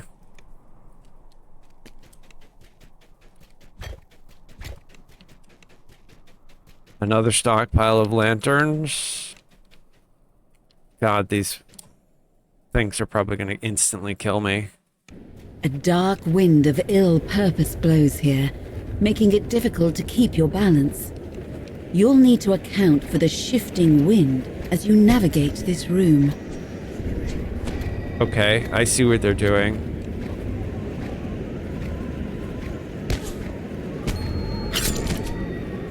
Yeah, the wind's wanting to push me off. I wonder what happens, though, if you get blown off. Will I die?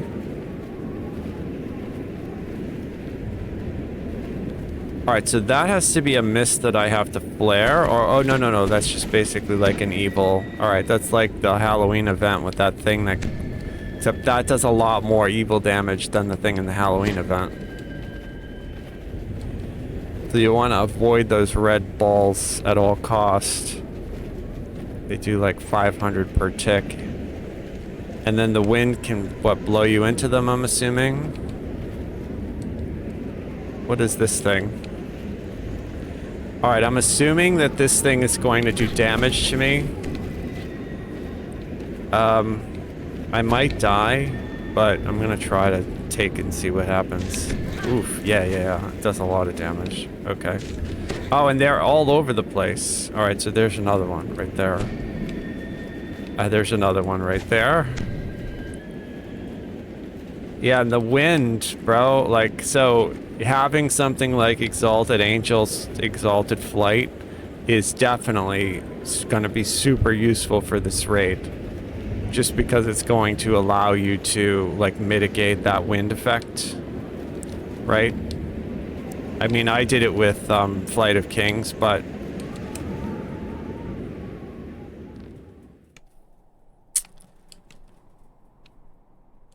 Alright, there's 4 ritual circles. 5 ritual circles.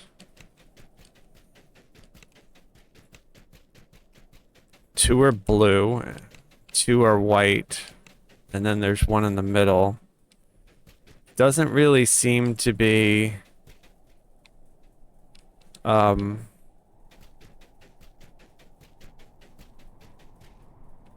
I mean, keep in mind, I've never seen this. If you guys have seen this before, you might know what's going on, but... I'm assuming you have to, like, assign to each of these circles the amount of people that there are these... So I'm assuming... I might be wrong, but since there's 2, we need 2 people here. Since there's 3, we need 3 people here. I might be completely off on that, but... And then I'm assuming once we're here... You click on it.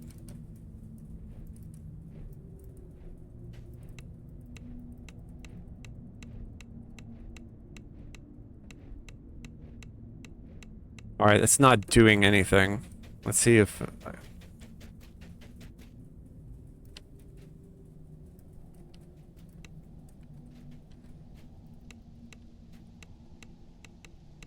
the mist stalkers come in and out at times and go to the circles to disrupt them. You want to kill them, otherwise you gotta get circle back to 3. Yeah.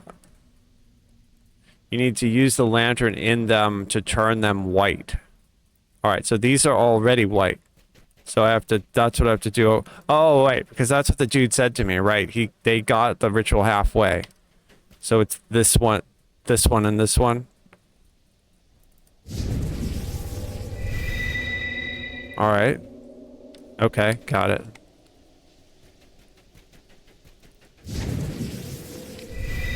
Okay.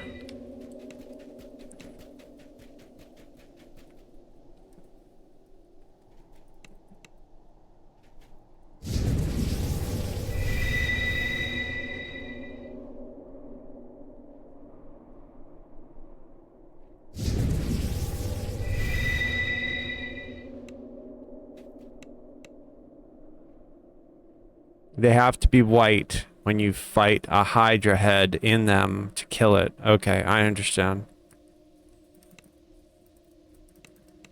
I don't expect to get very far in here. It's just pretty cool to see. I don't know what I'm supposed to do here now with this, though. Like, it's not letting me turn this blue one white. Oh, there it is. The ritual circles are now Okay. primed, and a hum fills the air. I You see. will need to keep the circles clear until the magic is completed. Naturally, the enemy has other ideas. The battle is joined. Underlings of the 5 Fangs charge in from the mists. God, it's all those mist stalkers. Dude, look at them all. Okay, I'm in. Yeah. All right, there we go. A cloud of mist detaches from the walls and moves towards the ritual circles. A mist stalker. You'll need a lantern to stop them. All right, I gotcha. I see.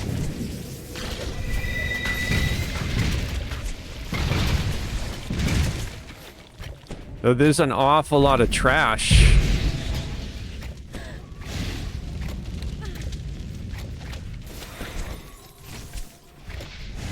Probably gonna die.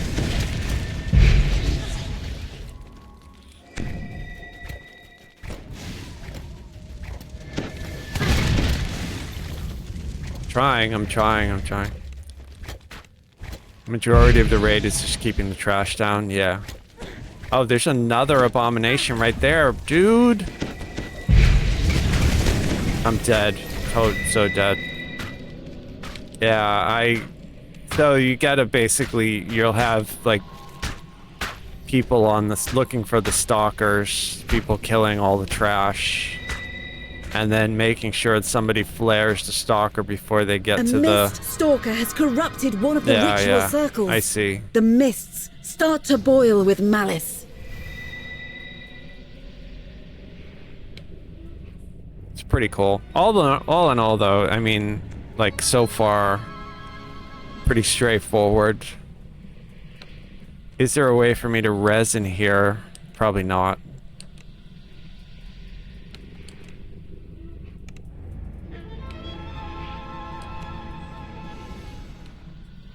Not in that room. Yeah. Okay, I gotcha. People are rotating, leaving, going back, and then running through the room with the wind, blowing people into the evil damage. Got it. Yeah, that's pretty cool. I'm assuming too, like, I was in on normal and it hit me for 500. I'm sure if you're in there on elite, it's going to be like 1,000, and then if you're in on R1, it's probably going to be like a one shot if you get hit by one of those. Maybe I'm wrong. Maybe it's like a couple thousand damage, but I mean, I was in there on normal and it hit me for a lot.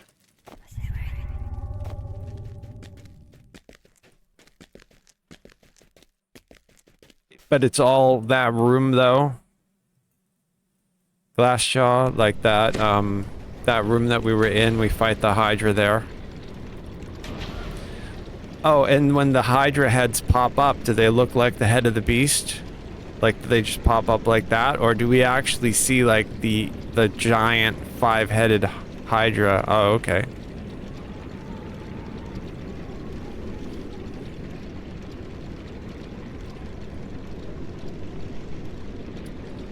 Oh, okay, I gotcha.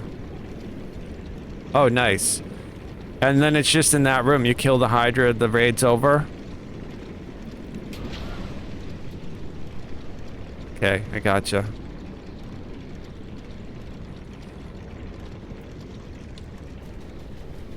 Pretty cool.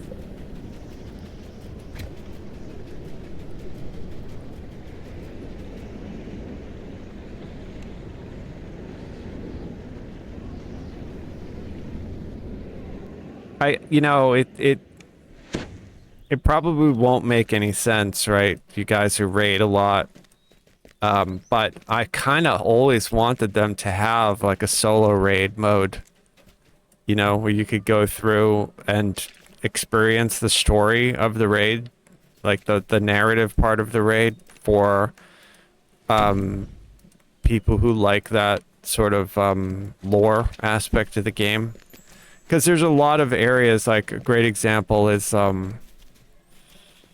like Vela. The Vela quest has a lot to do with like stuff that comes after, and she pops up a lot in Eberron all over in different bars and things like that. So to be able to go through and do her quest line to do the raid without having to have a group of 12 people, I don't think it should give you the same rewards, obviously, right? It would be nice if you were able to complete it to finish the arc, the story arc.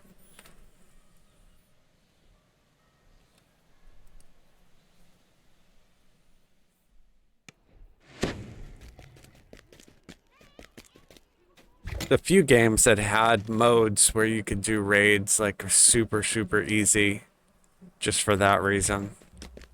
I want them to do the same thing in Lord of the Rings too. Like a bunch of the raids there, like maybe you don't need to do the turtle in Moria, right? Because that's just a boss fight. But there's a few like going and fighting the Balrog, for example. Like that would be really cool just to do it without needing to be in a raid group to do it.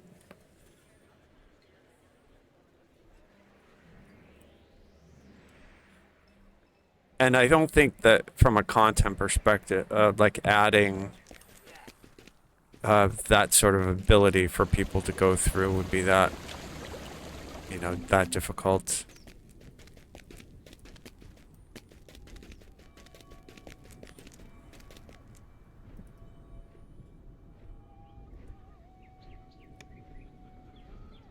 Oh, that's the new armor, by the way. Super cool, bro. I think it's like the best. It hits a lot of the things that I want from an armor set. Like the color palette, the fact that it looks kind of like medieval plate mail. Like a lot of the armor that we get in this game looks really weird. It doesn't look like armor that people would actually wear in like medieval fantasy, high fantasy, whatever, but this does. That looks like something you'd see in Lord of the Rings or whatever. So like they did a really good job. And then earlier we looked at the artwork for Lord Soth, who this is based on. It looks really, really good. As a matter of fact, like the additions that they changed, like the helmet is a little bit different, but I kind of like the fact that they made it look a little bit more like Sauron or like a ring wraith instead of what he had. He looked more like a you know, his helmet looked kind of like the chess piece, right? The castle chess piece, kind of. But yeah, I like the fact too that the armor looks small on my little elf, which is why I also said this earlier. Like, I like the armor that they just gave us for the Year of the Dragon, but on a small elf model, it just doesn't look right the way it bulks out. So I think on like a half orc, it looks really good, but on my elf, it didn't look good. Whereas this, like, this still, my elf looks tiny wearing this. Like, it's good. Like, it looks like an elf. Like, I'm usually not wearing anything other than my spider cult mask, but just to show you guys what it looks like. And then I also like the this is something that I like from Star Wars, the characters that I dressed up to look like Sith Lords. The Emperor had a lot of this sort of purple force effect on it, so like a lot of the armors that I wore in Star Wars The Old Republic were like a matted black with this sort of purplish force armor. You know, like it looks like the Force electric.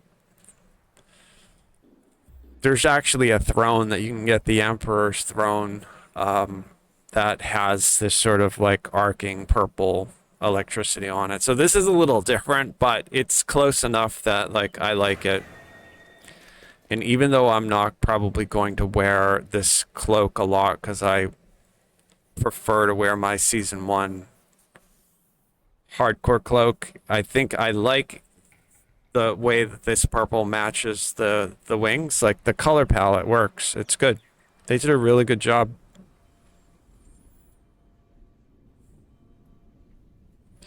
And this has a lot of detail on this suit too. Like, I mean, look at that metal, right? Like there's a lot of detail in that. The boots, although I can't for some reason see them, but the boots have like a little curve on them. That skull looks good. Like if I were to log in my main, I'm wearing a suit of armor that I bought on the store. I forget what it's called, but it has like a skull on the chest. It's a really cool armor set, but it's super expensive to get that. So the fact that you can get multiple copies of this for the coffer and put it on all your characters if you like that sort of a look. That's really, really cool. That's super cool. I think it's my favorite. I used to like the Underdark Patron Coffer the best. Now this is definitely like super cool. Super, super cool. And then the mount is cool too.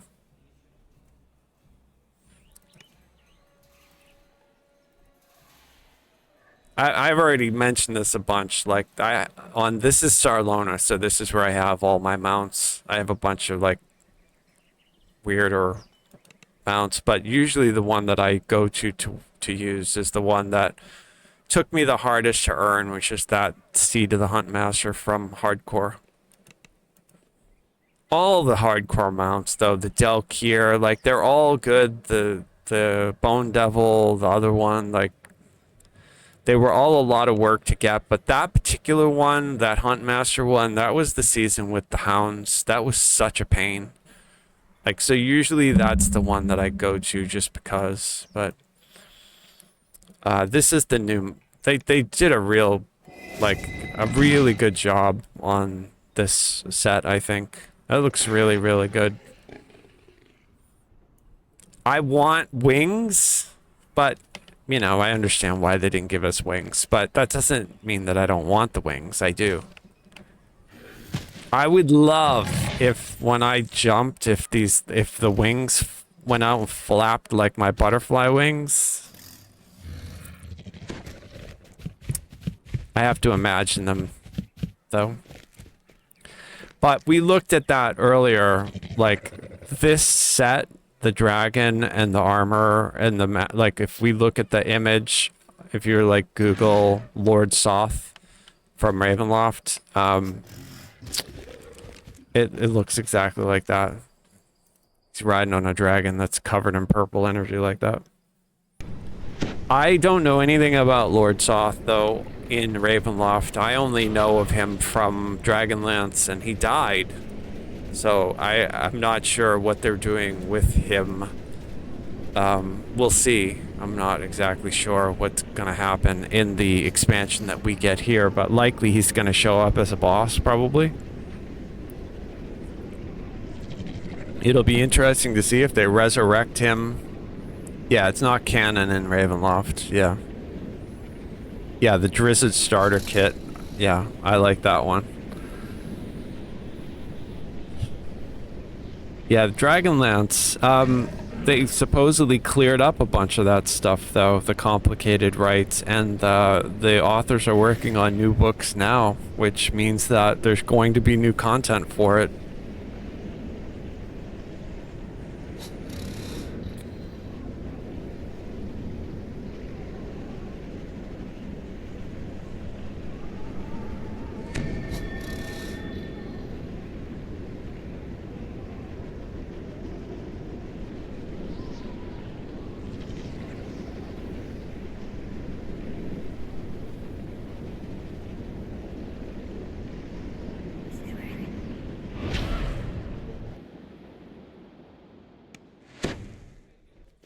I don't know, man. I'm a fan of this kind of stuff. Like, having played PoE 1 and 2, I think it's a great way to generate money doing this sort of coffer, cosmetic, non-gameplay impacting stuff. Like, it's unfortunate, but it's understandable that they bind up, like, character slots and character bank space with them.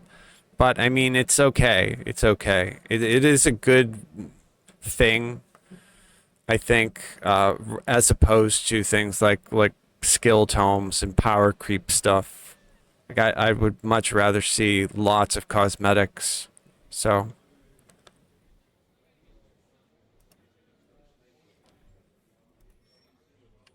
I mean, Path of Exile too. You can, I think it's like $600 or $700. You can buy some gigantic island fortress. You know, it's like a stronghold that you can live in.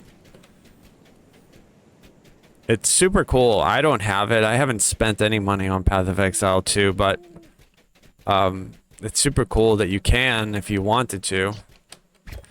And the fact that, from my perspective, this is how I look at it. Fisherfolk and sailors come to this thriving temple to offer their prayers to the god of the sea.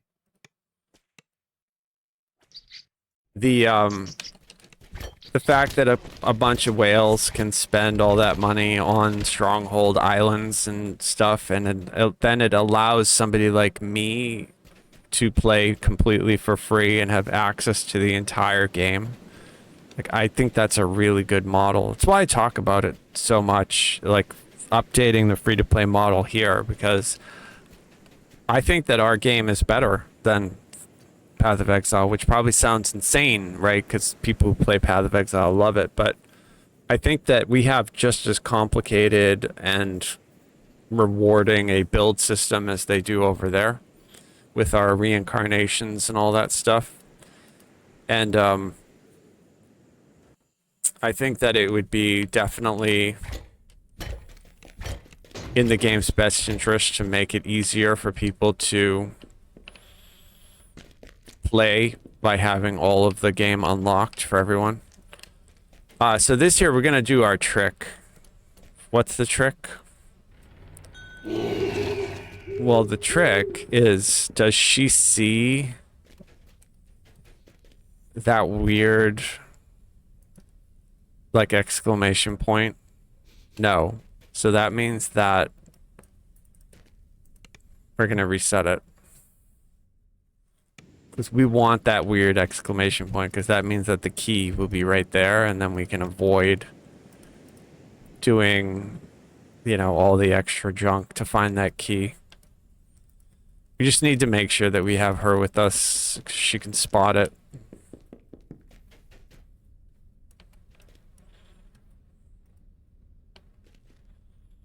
Yeah, and she's not seeing anything now. Yeah, you'll see exactly what I'm talking about. This quest can be such a pain, which is why I'm doing it like this.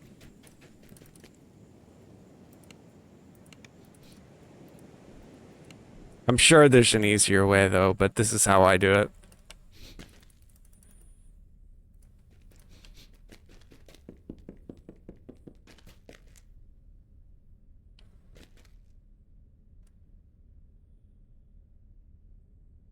Alright, she didn't see anything. If you're on a rogue or like an artificer, you would actually see what I'm looking for. But we have to wait for Darling. Hopefully, is she the level 32? She is. Alright. Like, well, maybe she's level 18.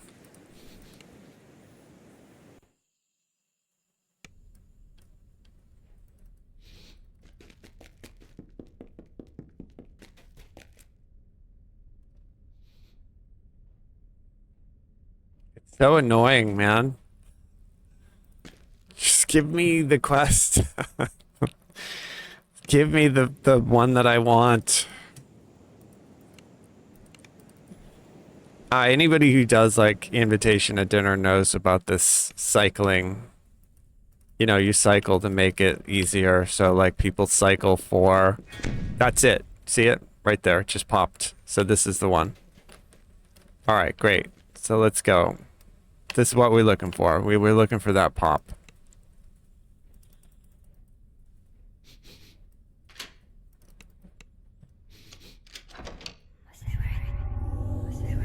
So that means the key is going to be in here on the ground, and we can just go ahead.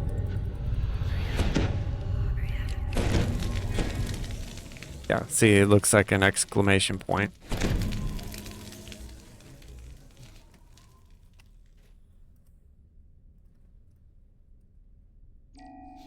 Then we have the key, and we have to fight the ooze.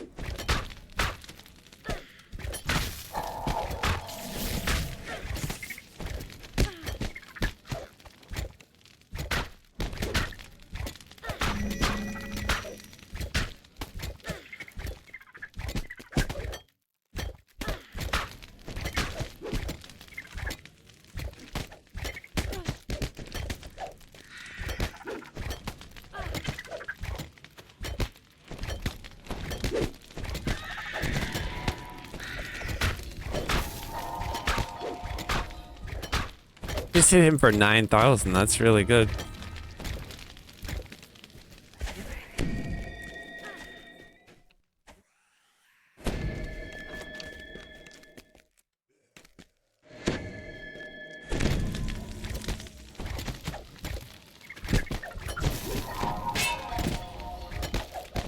I want to make the little spiders dance.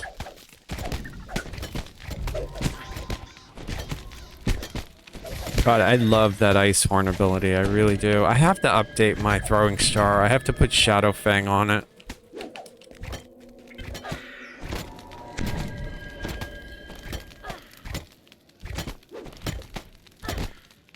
The Bright Fang is okay, but it doesn't proc enough and it doesn't hit hard enough. Like, the Shadow is better, in my opinion.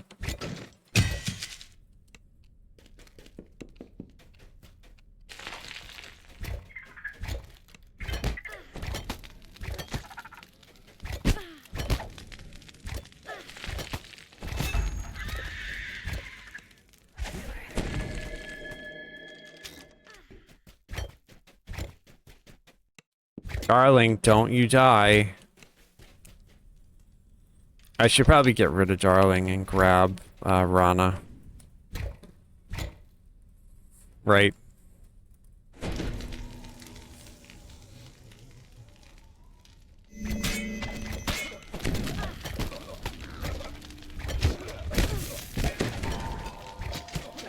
Okay, the caster's dead. Okay, gonna hit this dude with a falconry attack. Knock it down. There we go. Okay, now I just have to worry about this dude. I'll show you guys the ninja spy attack. It's so lame. Oh, it does a little poison damage. There, see? Like 100, 100, 100. It's like 500 poison damage. Meanwhile, Darling just died.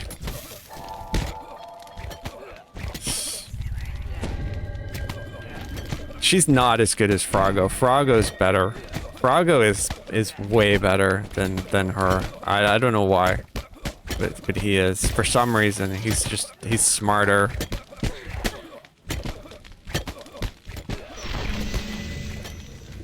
Darling kind of sucks, to be honest.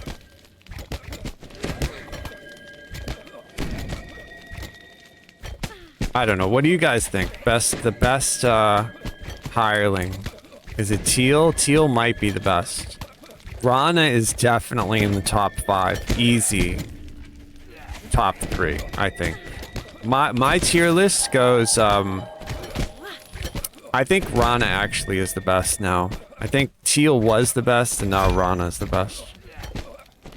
And the only reason Rana wins out over Teal is because she can not only heal and DPS from range, but she also will res you if you die, whereas Teal probably wants to res you but can't. So we're gonna dismiss her. We'll pull out Rana. See, Rana would be able to, like, heal us. See, right away she does.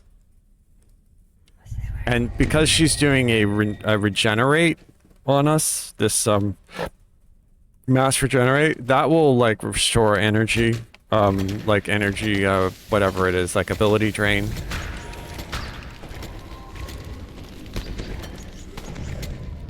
Nice.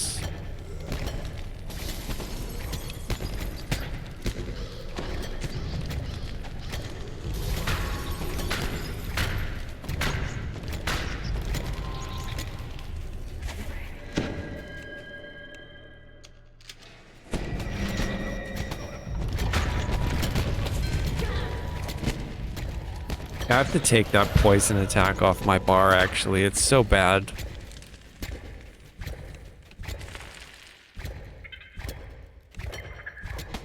Ah, dude, do you see that? Almost 20,000. Yeah, we get some monster hits. So all in all, I think redoing this character as a Dragon Disciple was definitely, like, made the character stronger. Is it a ton stronger? No. but having the spells that I can buff and getting these elemental imbues definitely help.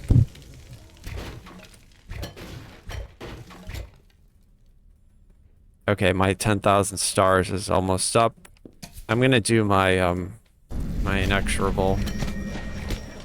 I'm gonna try to burn through all these dudes. I just hit him really, really hard. Look at that. We're doing a ton of damage. Let me get that dude in the back there.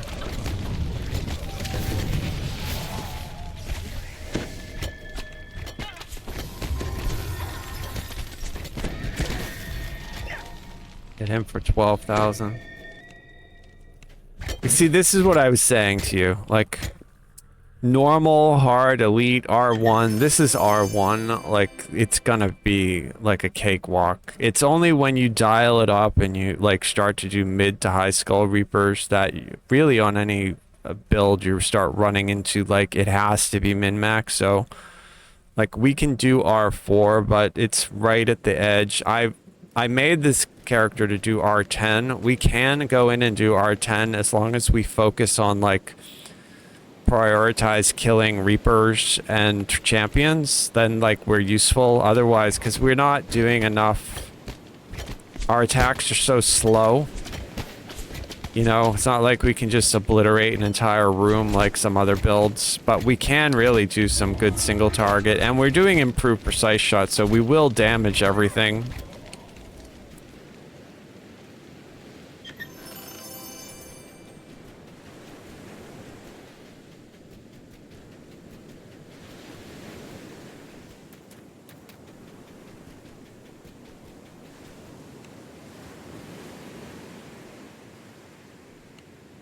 But for R1 solo, and most people solo on R1, right? So, like, that's not...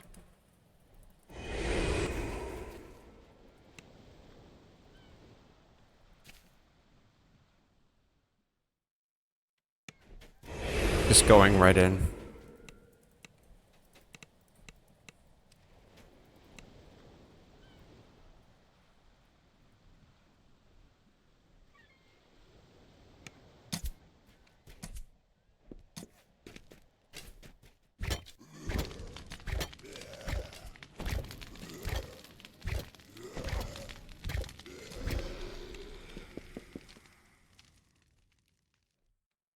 Surprise, sucker.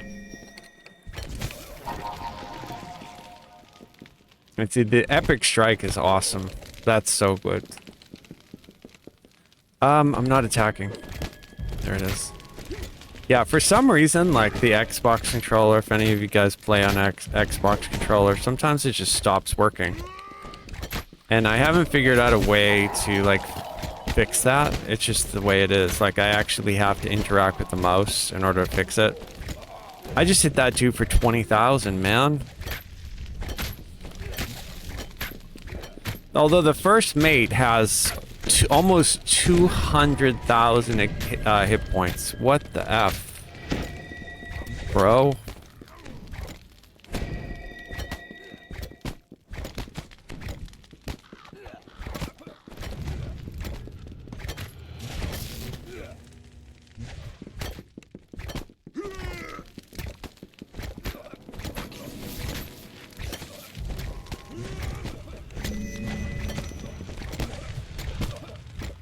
Oh, we're obliterating that wizard.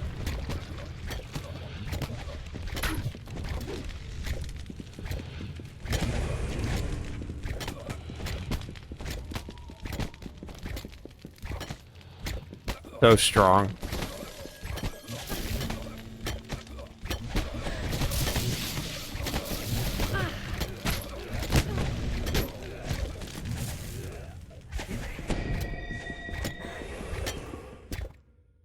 Yeah, see, that's why I like to keep the run with renewal. That way I can just keep myself... Even though I have Rana here, like, I can just throw heals on myself. So I should be able to, like, hit all of those with my epic strike, which I did. Oh, there's a Fear Reaper. Gotta get the Fear Reaper. There he is.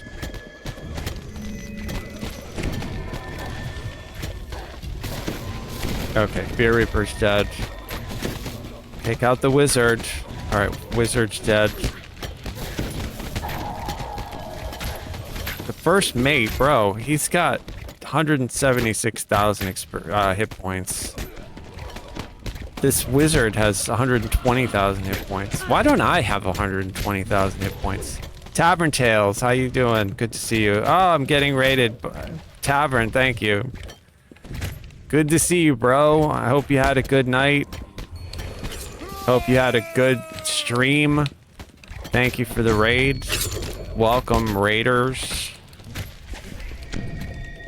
I'm running around on my monk thrower that I reincarnated as a dragon disciple to see if dragon disciple was good for it, and it actually made it a little bit better because it gave us access to an elemental imbue, which doesn't really, like you guys can see, I'm doing, you see that 93 acid, 81 acid, 90 acid. It's not like it's a ton of extra DPS, but it's definitely better than having nothing at all. Like with just Ninja Spy, I was only getting the poison imbue. And so, you know, I feel like that's a little bit better, but I'm still working out, like I haven't reposted this build yet on the DDO forum. I will, I'm just sort of working out the last bit of how I want it to play. Like, I think I've got it. I think what I'm going to end up doing is going 31 points in falconry. And we're only going to use, like, the Dragon Disciple tree for the imbue. Right now, I'm using it for wisdom to hit and wisdom damage. And a couple other things that really don't matter. I can get all that from falconry. I don't need to mess around with that. All I need is the imbue die, really.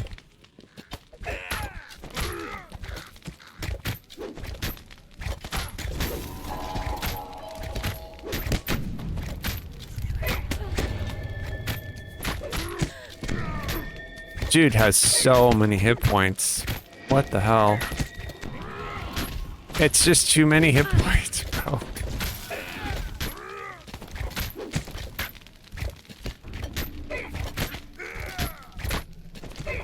Think about this if it were real, right? Like, this dude would have 4,000 throwing stars sticking out of him. What do we want? We want to go in and deal with the captain, right? First.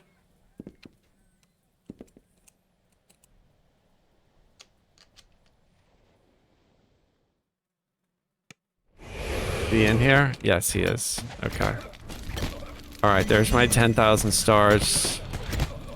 I'm just gonna let the improved precise shot kill the cabin boy. I'm just gonna stay focused on the snake eyes guy.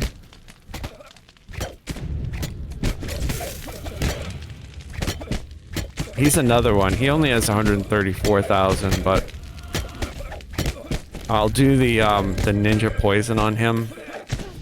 Yeah, see, the damage on that is just so terrible. It's not even worth it. It's not worth doing it.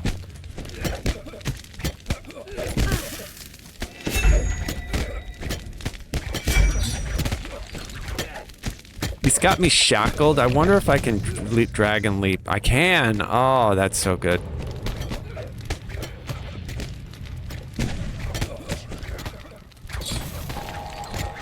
Yeah, so you can Flight of Kings out of that binding chain.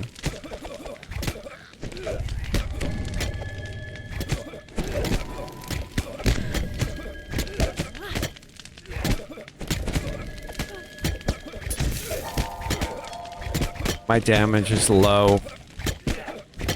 I mean, it probably would have been better, like, if you want to do like the two-handed monk with the quarterstaff or the two-weapon fighting.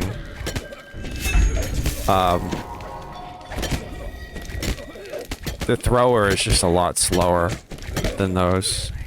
I think even Inquisitive would be better just because it'd be a lot faster, but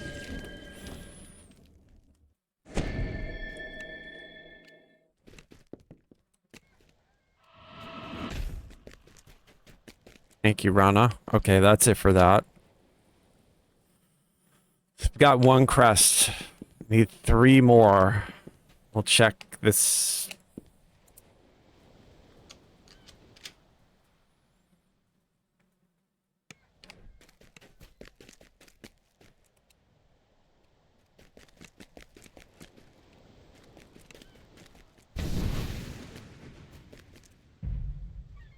Okay, nothing.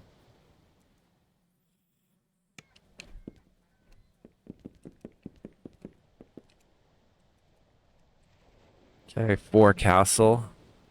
Should be a big fight here, right?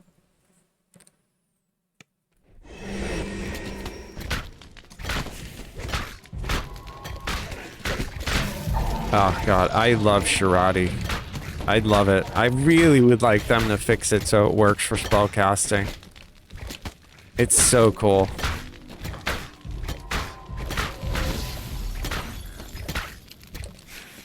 Really, really cool. Hey, we got a chest. Alright. Any crests? No, we got the documents.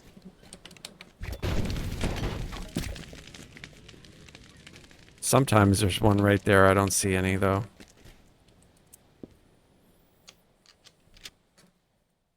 This can get really hairy because there's a lot of mobs that can spawn. So I'm gonna do my best to not die. I love that. Shirati is just so cool, man. I kind of want them to unnerf it, right? Like, I want them to make it a little bit better for spellcasting. It's just nerfed too much. I just hit that dude for 22,000 damage, bro. Alright, we'll pick that up. So there's a crest. I see one. So I've got 2.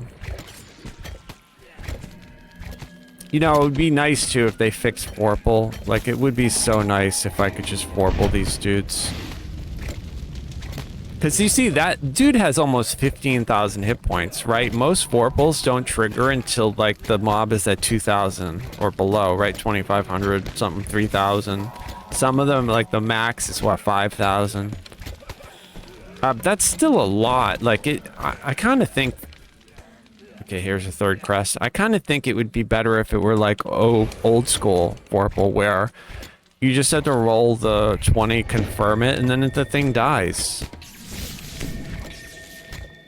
Would that break the game if I could get rid of trash that much faster? No, it wouldn't. It wouldn't matter at all. It would be more fun. I think they should fix disruption and Vorpal and banishing. I think it all should be the same. You know, you roll a 20 and kills whatever you hit. Obviously, it's only going to work on trash, right? Like, I couldn't Vorpal this dude because he's a red name or whatever. You know, he's a boss, but he has 142,000 hit points, and he hits really hard. That dude hits hard. So I gotta try to put some distance between me and his attack.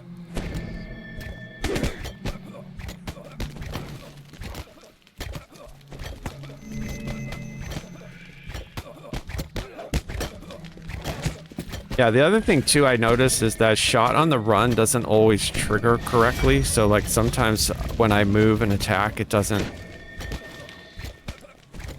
actually do like the full attack.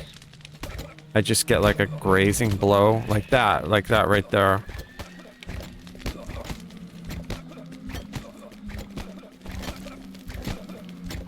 Which wouldn't matter if he only had 10,000 hit points, but he has 141,000 hit points, so it just makes these fights like super, super slow.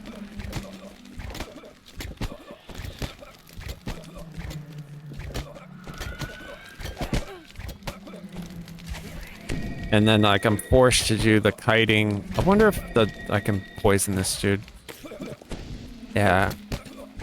I see some good numbers every once in a while, but it's not enough for me to think it's worth like keeping. Like I think the total amount of damage I did with that poison was probably around like 2,500. And since he's got 140, almost 2,000 hit points, it's just not percentage-wise, it's just not enough. It'd be different if it were like guaranteed to do like 20% damage to them, like, you know, whatever you hit it with.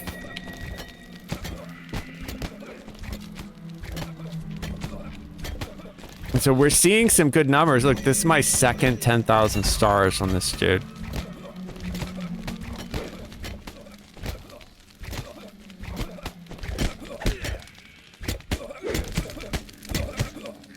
Hit him for 11,000. That's good. We need more hits like that. We need to see 30,000 hits. Okay. It's just boring when like they have too many hit points and we have to just do that kiting game for so long. It's one of the things like with the scaling where doing Reaper, it just scales as if you're a full party. So like the normal party with 6 people could obliterate somebody with 140,000 really quick, but me alone, it just takes a while. I think teal, right? You will use teal so she can find this.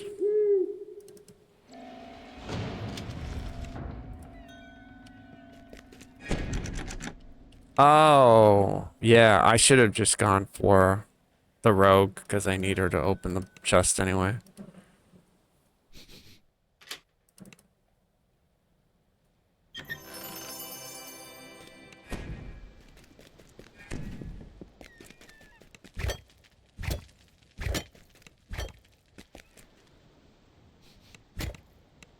My throwing stars can't knock a door down?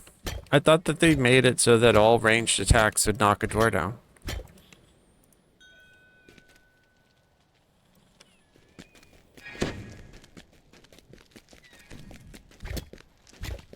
Alright, I still am missing one. Let's see, is it up here?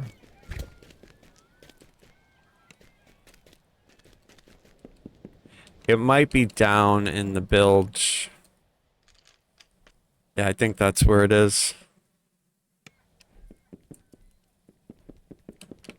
Hmm.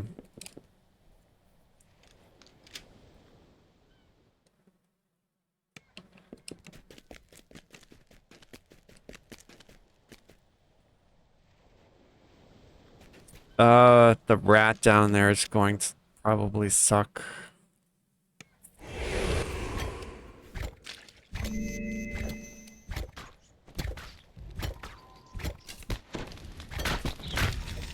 Okay, I see you, Famine Reaper.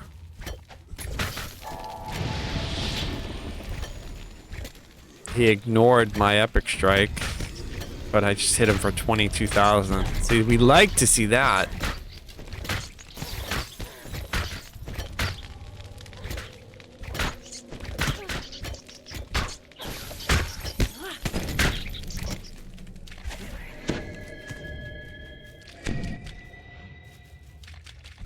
Okay, there's the crest right here. So technically I don't need to kill this infected rat, but we will.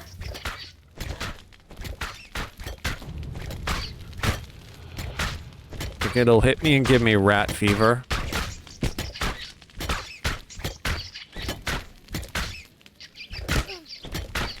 It's another one that has 120,000 points almost.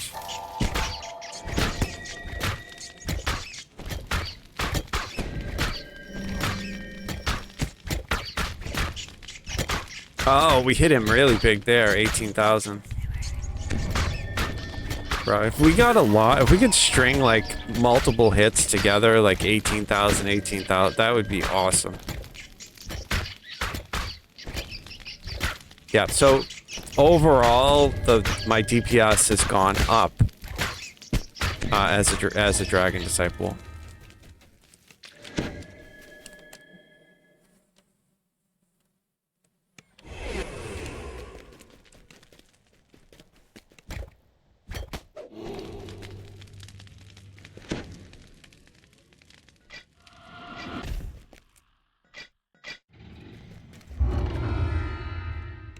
You think we'll get Squidward?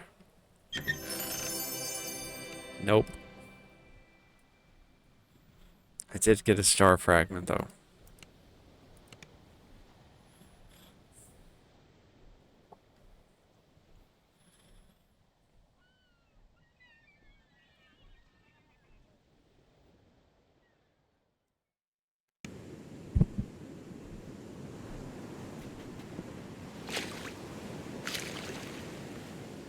Yeah, having Flight of Kings, having the spell cast, you know, like we gain a lot of stuff that helps us. And then what I was talking about in there is this. So right now I'm 12 points here. I think I'm just going to be 2 points here just to grab the imbue. And then the other 10 points I'll put here. I'll go to 31 points here, grab No Mercy, and then I'll, with the extra, I think I should have 2 points left over. I should be able to grab this last No Mercy. So that would add another 20%, and we are right now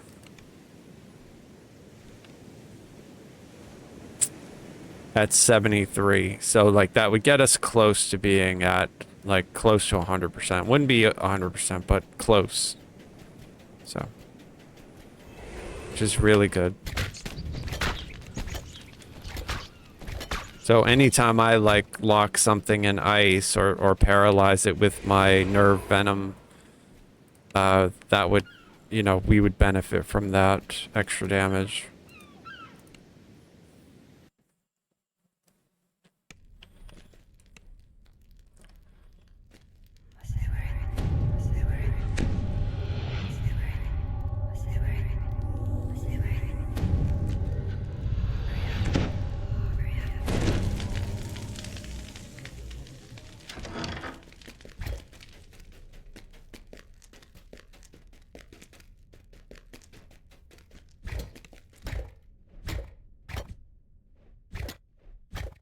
Hey, we knocked the spider down.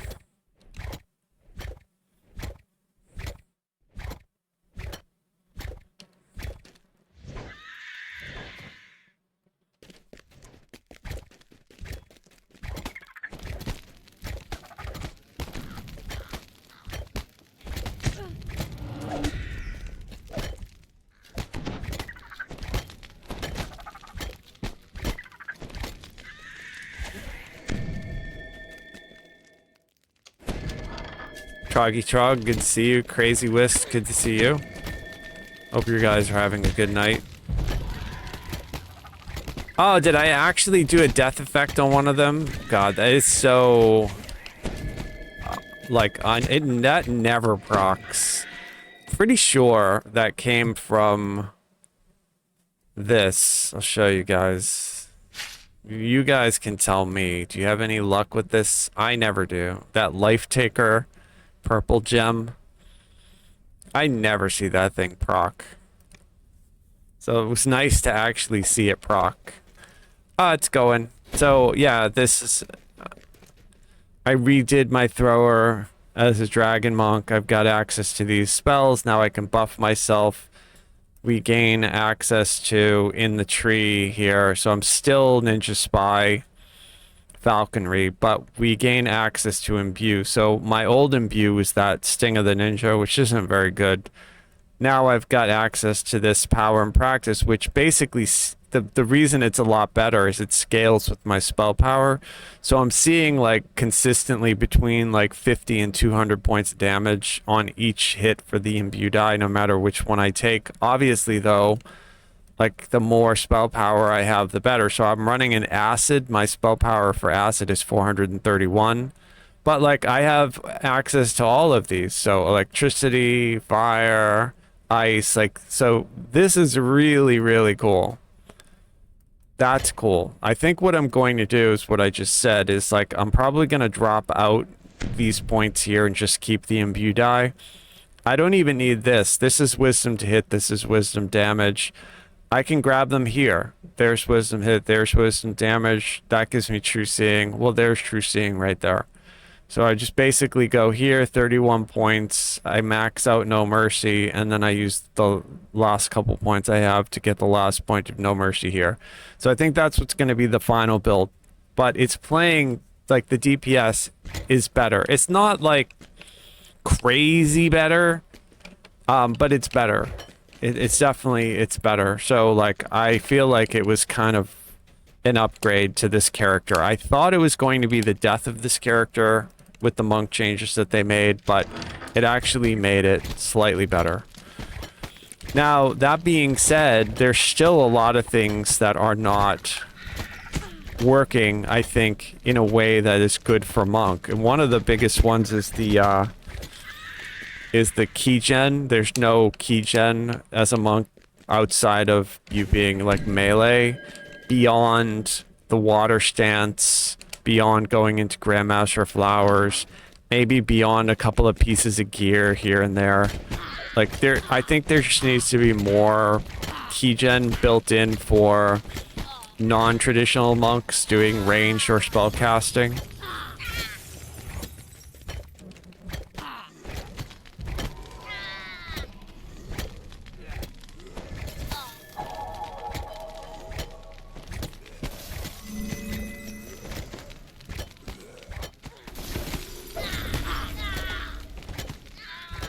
I mean, it's good. It's good. Is it as good as Inquisitive? No. It might be the same as Horizon Walker, maybe, except the good thing about Horizon Walker is you can put out the debuff. You know, and then anybody in your party that hits it will benefit from the debuff that you're putting on it, but I think 10,000 stars sort of makes it, that's definitely broken. It's super good. So I think too, it, like, if you have fun doing a thrower, like, I find this enjoyable, so like I think it's cool. I've played Inquisitive, I played bow builds. I think this is the most fun. I also like the Vistani as a thrower. I think that's cool.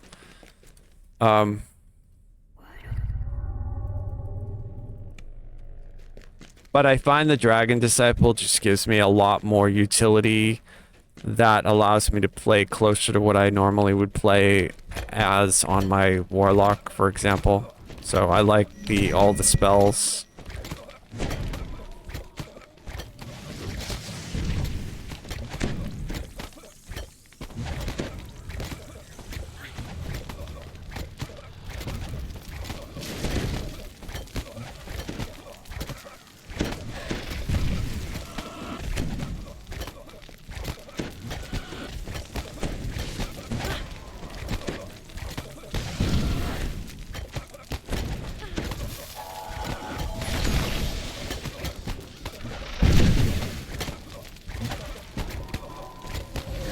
It's okay damage, right?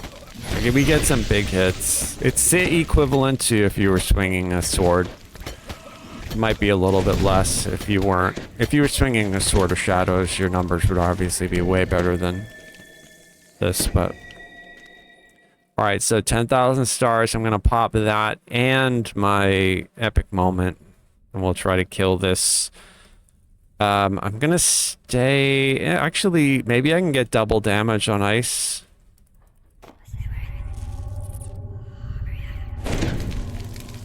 Okay.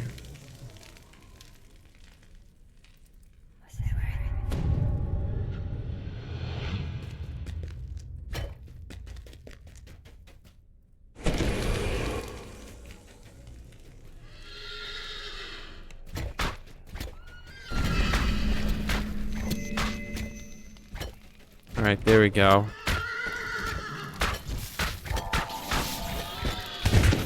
Ah, he just ran me over. Bro. I didn't know that they could do the overrun. Alright, now I'm gonna have to kite him then, since he can just run me over. Yeah, you guys... Oh, he did it again. See what I'm talking about with the the shot on the run, like every once in a while when I'm kiting, like you'll see it'll just come up with no numbers at all except for like a glancing blow. You know, like it'll be like 26 sonic damage or something ridiculous, which I don't even understand where it's coming from. So I think there's something busted with shot on the run. Maybe you guys see that. I'm used to playing spellcaster. I'm not used to playing ranged or melee, so maybe that glancing blow thing is something that happens all the time no matter what, but it's super annoying because that's the reason I took shot on the run, so I wouldn't have to worry about any sort of like debuff when I'm moving.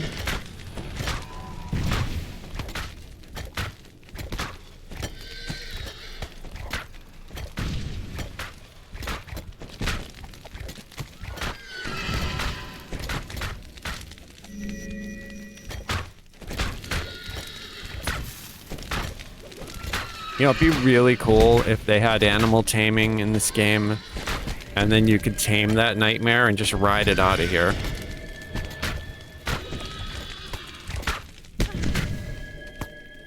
And like, the only way to get it would be to do this quest. You have to come in and tame it.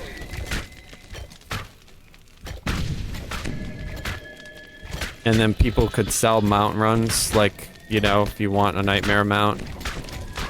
You just find somebody who has the taming that can get you the mount.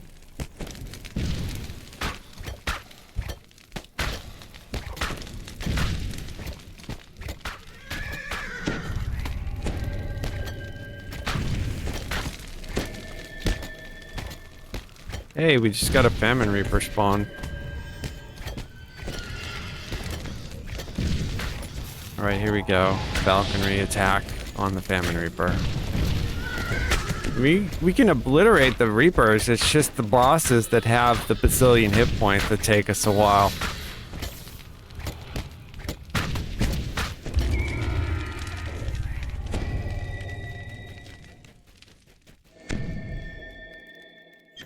Will I get it? No, I didn't get it.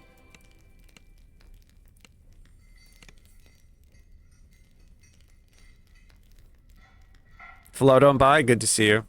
Shot on the run negates and a -4 penalty. Yes, it's the other reason why I took it. +6 range power. Yes, that's why. But I thought, yeah, it's.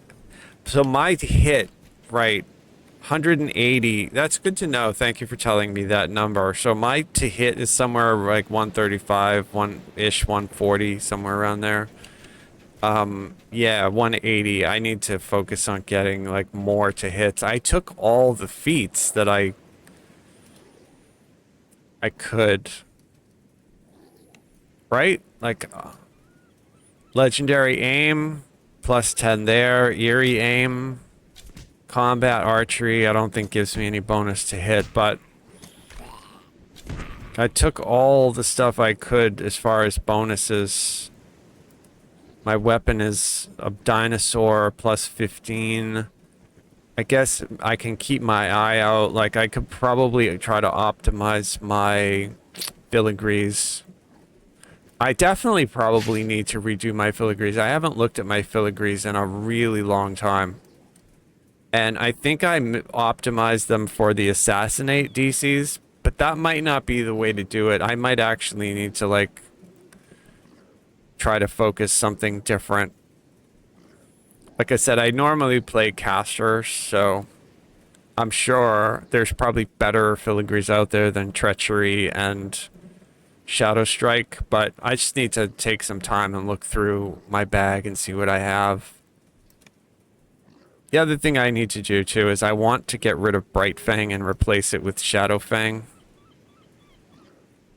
For this. I like Ice. Yeah, I like Ice Claw, I like Ice Horn. It's this one. This offensive spells and attacks have a chance to deal untyped. It's not bad, but I find the Shadow one does the dot untyped, which equals more. And the other thing too is, like, Scourge of the Outsiders is good, but this Life Taker, like I was saying, I don't ever see it proc, so like it might be that I should slot something different into that one.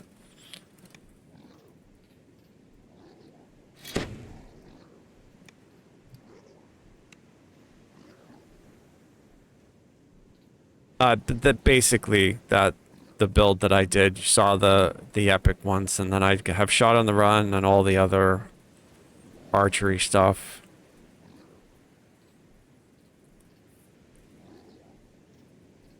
This character has a tome.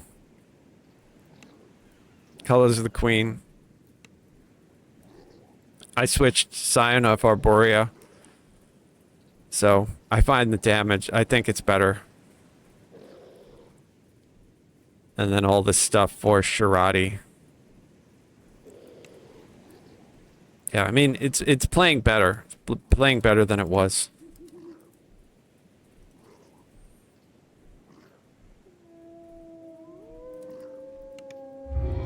Is it perfect? No. Is it the best build ever? No. Somebody else might be able to make a thrower doing a multi-class that's better, but as far as like a pure monk goes, it's pretty good.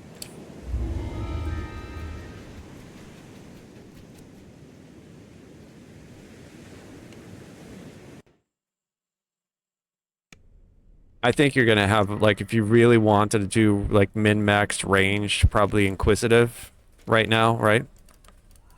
Would be where you could get like the most DPS. I ran with someone doing an R10 and they were in Inquisitive and they were obliterating everything. Like, it was pretty insane. So like, clearly you can get some really good damage. They were multi-classed. I forget the exact build, but it was impressive how much damage they were getting out on Inquisitive.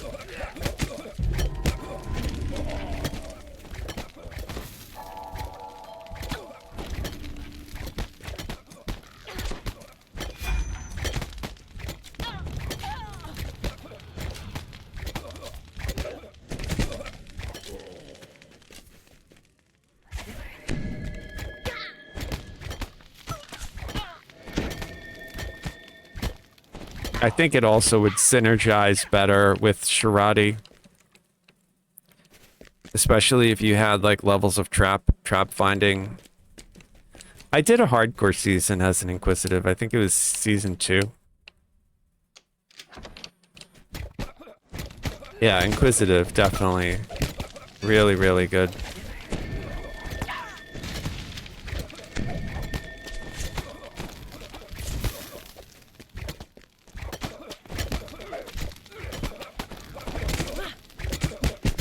That dude, I hit him with the falconry attack. He didn't get knocked down.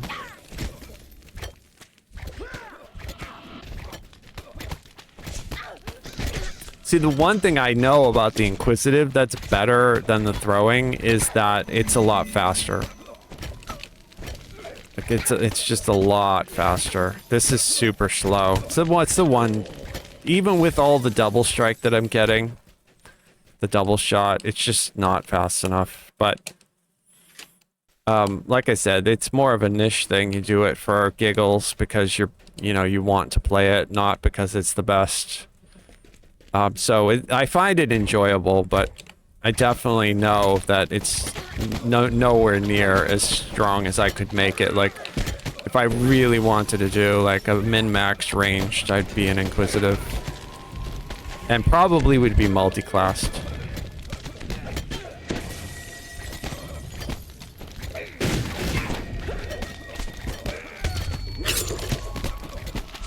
But I think, though, like, what I've learned, I really do think that, like, the Dragon Disciple, while it's not good at all for, like, spellcasting, I don't think, at least not yet, because of the key management, I think as a class for, like, a hardcore situation, doing a ranged with a trap, like a trapper with some levels of it to get access to the spells and some of the monk stuff, I think that it would make a good ranged hybrid sort of a hardcore build.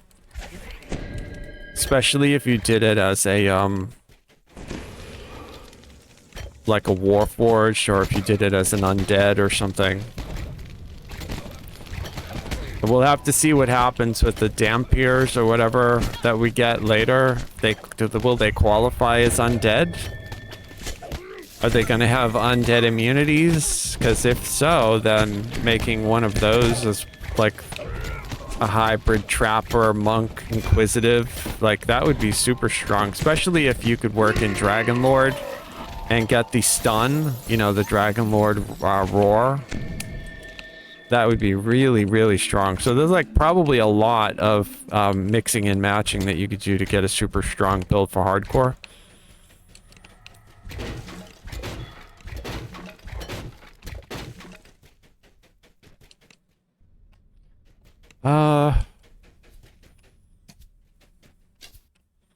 Alright, we're going this way, right? No. It's here. I see you, Plague Reaper. Bro, I danced you, I iced you, stay still. Alright, there you go. Dampers will excel at water elementals since they're already damp. It's a good meme.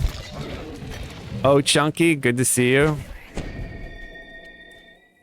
First Life Inquisitive, Dark Hunter Ranger. Yeah, that's solid, man. Those are really good, those Dark Hunters. I think that's a great, especially if you're doing like you need to survive hardcore. I think that's a great choice.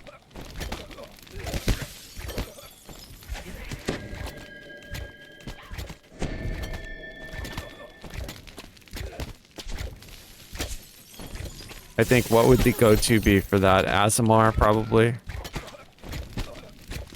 Depending. Maybe one of the cats. That would be a good one. Furry, if you wanted to make a furry.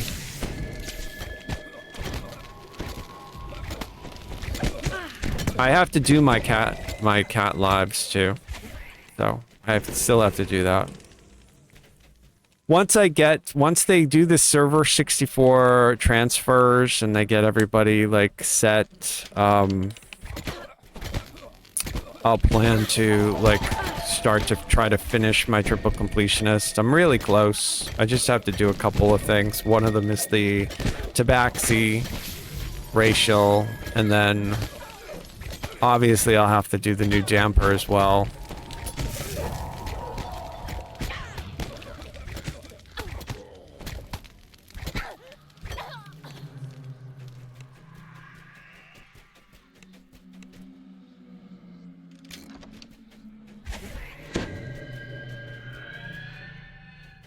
I must have clicked off my Death Knight helm. Okay, there we go. Can I dance these rats? Yeah, I did. A couple of them. Oh god, that champion is hitting me so hard. Dude. Alright, champion's dead.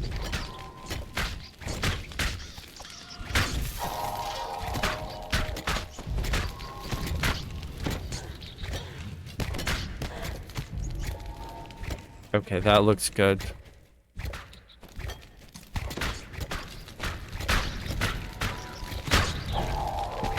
That was really good.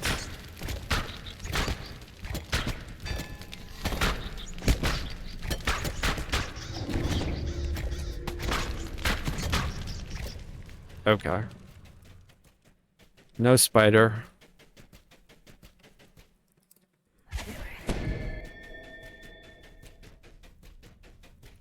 Okay, there's my 10,000 stars. And I've got the Reaper. I got him right away.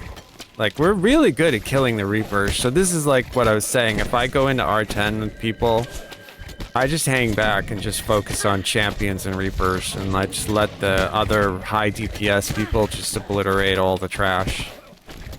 I do my best to try to, you know, focus kill.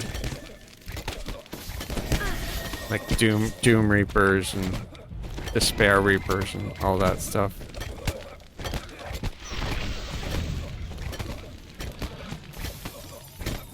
Yeah, 180 to hit. Wow. I'm still quite a bit of room on my... I'm at 140. So we've got work to do, as Saruman says.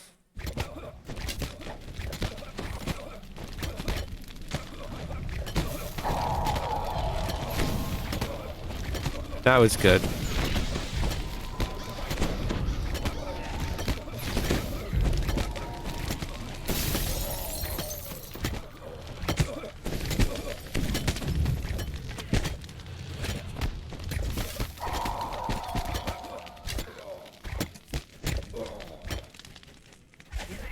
Something else to keep in mind about this character, it's basically a first life tune. I've only reincarnated it once. I got a one past life of heroic and one epic. So I have Colors of the Queen, which is proccing every 30 seconds, and I have one paladin past life, which basically gives me like +5 heal amp and I think +5 positive spell power or something like that. Really not that impactful. You know, if I were doing this thrower build on my triple completionist main, it would be a lot more impressive, I think. But, you know, I have too much fun on my minion enchanter warlock to switch it out for something like this. But this is a nice break. If I'm sick of the game, because it's so like different than how I normally play, it feels like it's different, you know? I think you guys, maybe you guys know what I'm talking about. Like, I can get bored at playing like the same character over and over and over again. Like, I get burnt out, so it's nice to be able to change it up and do something completely different.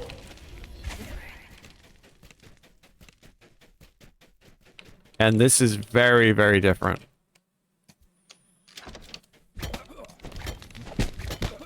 Probably would be better for me to just make like a quarterstaff wielding monk and just run around and just bash everything over the head, but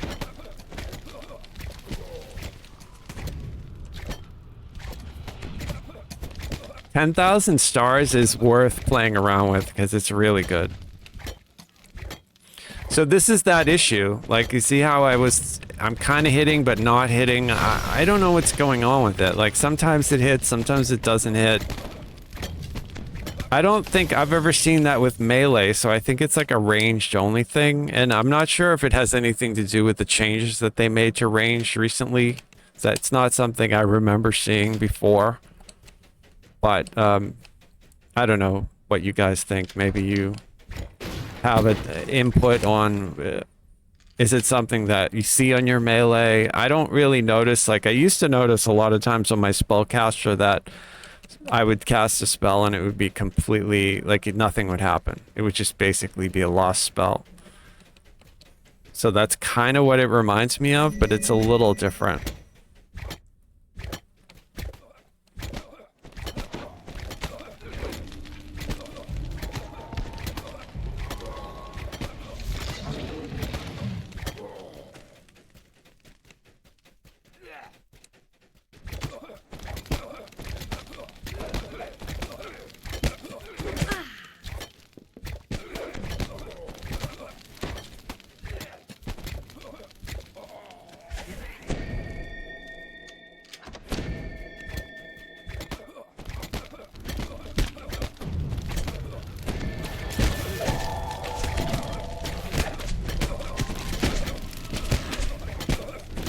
I'm gonna knock that dude down with a falconry attack.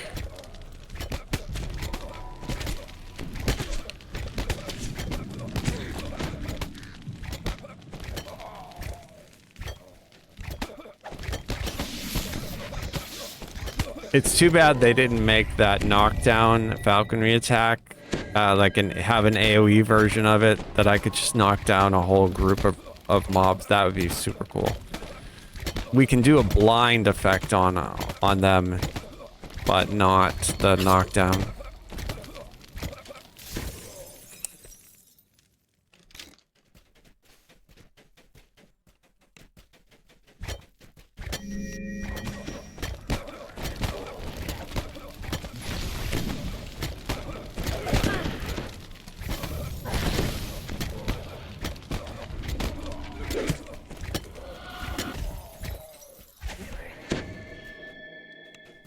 I think this character's almost ready, like almost ready for me to post the build.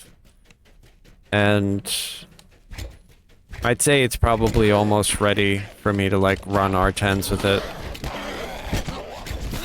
Obviously, I mean in a group, like I'd join it. There's sometimes we see like R10 groups pop up. Pugs.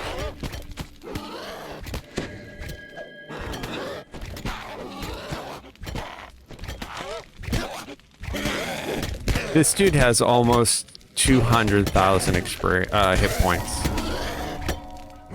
Bro, it's too much. It's too many hit points. I honestly, I think bosses should scale. Like, I know they don't scale because on Reaper they think that I'm in here with a full party, but because I'm not, I'm soloing, like, the boss hit point pool should know that I'm just one person and I don't have 6 years to do 200,000 damage to a mob. Ooh, I can't CC either, right? Like, it's not like I can use any of my attacks to CC this dude. I'm stuck here face tanking it. In a robe. With 90 PRR.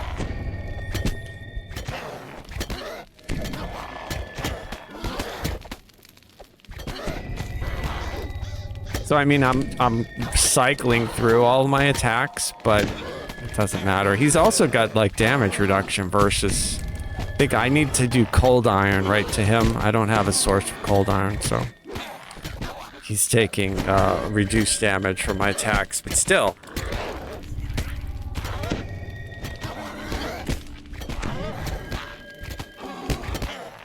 And he was completely immune to that poison.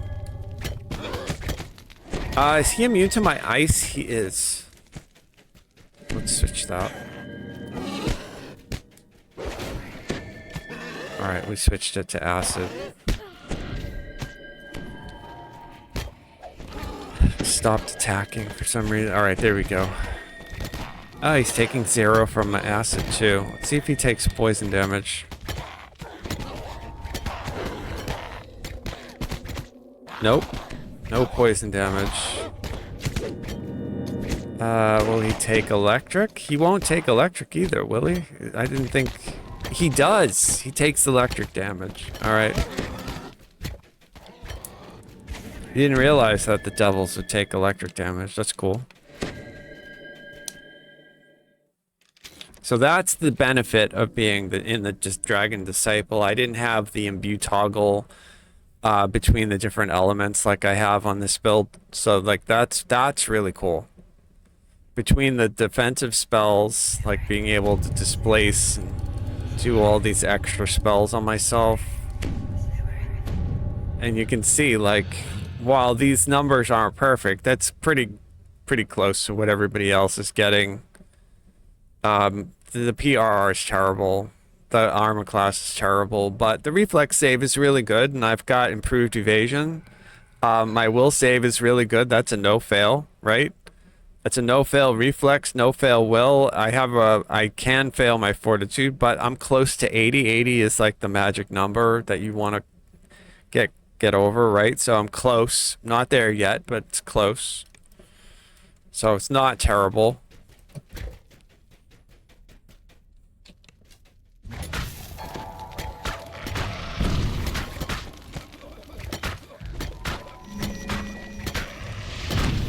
Is this the last fight? I think it is. I probably should have used my inexorable for the demon. Yeah, I didn't even think about it.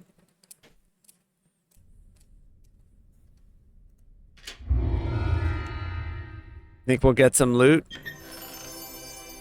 I did! Got the gloves.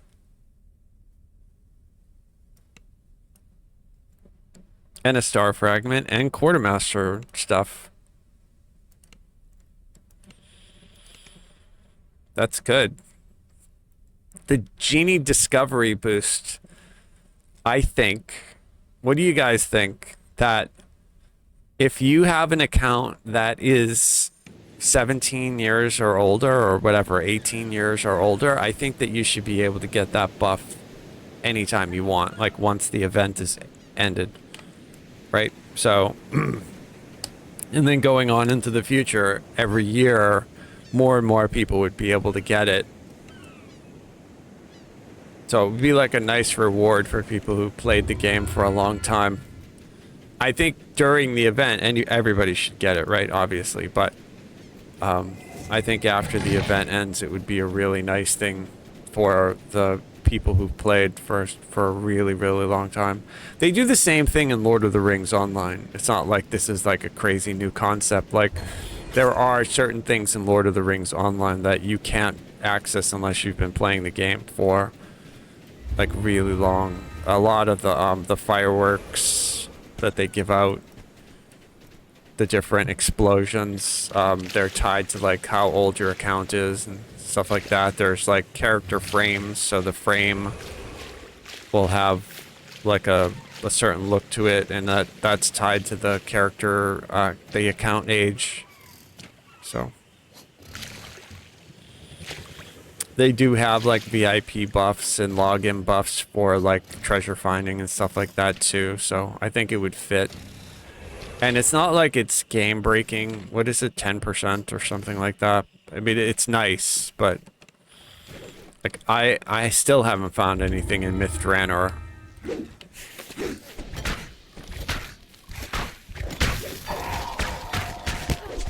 So it would be nice.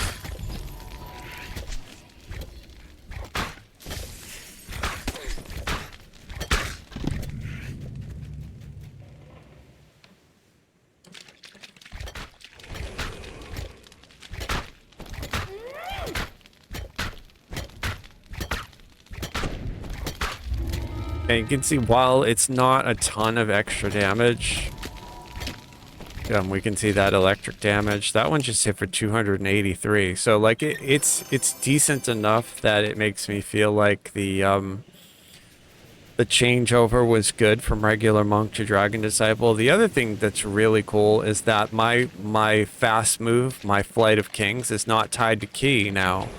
It's just basically an ability that I have access to at any time. So like that's a huge thing, because one of the big issues I think is that key gen, if you're not doing melee, and that draconic hypothesis, that's 100 key to activate that.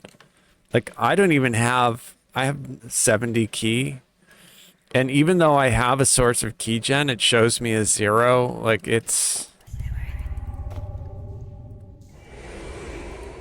that's the first thing I would do.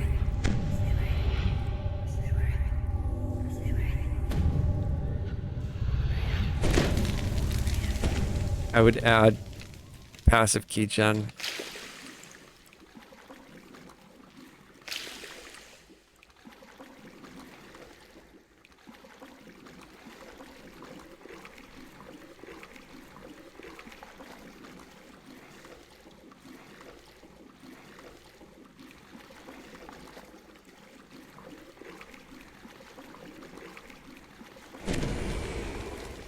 Cannot do my draconic flight underwater.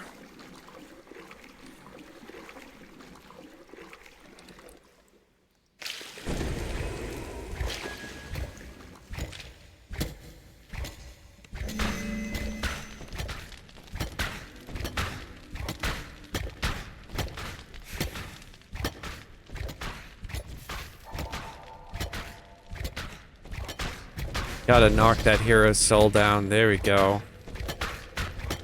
Oh, 14,000. That's what I like to see. Dude, I have no idea why they're just standing there, but I'm not gonna argue. Stand there all you want, dude. Tell me I'm worthless. I wasn't the one standing there while I was getting attacked. You were.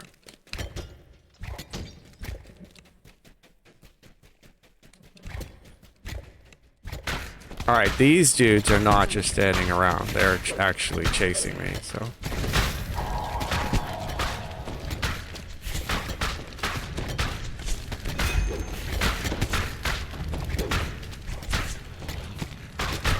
Nice! We dazed him. Yeah. That's cool.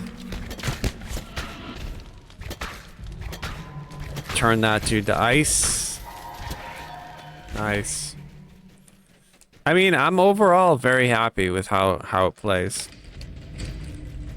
I was worried. I was really worried that it was going to permanently, you know, the changes that they were making were going to permanently destroy Monk Thrower as a concept, but it's, you know, you can still do it. It's still okay. Is it good? Probably not, but I mean, it's fun. I definitely think it's fun. If you had to do a bunch of Monk lives, definitely it's like worth trying. If you had to do a bunch. Isn't there a secret door here?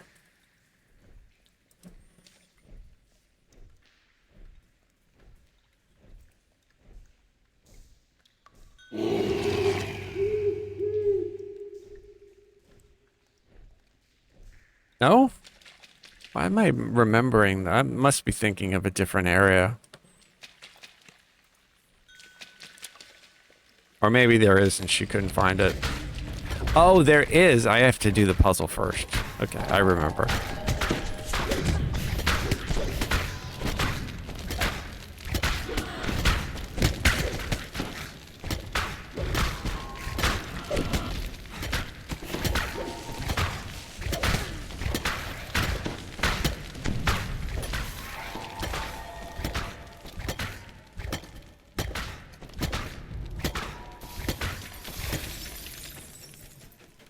I really gotta focus on getting my to hit up. It's good to know.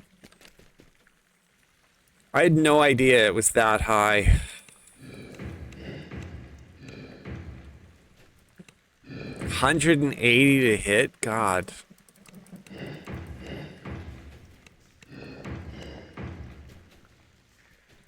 The world used to be a lot simpler when it was 2-hit armor class 0, right?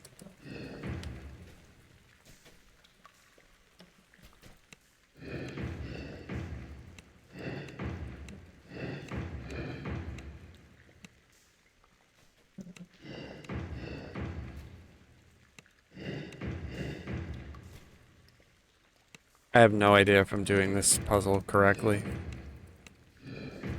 I think so. That will just light. Yeah, as long as I power that, that will light, and then will it go over...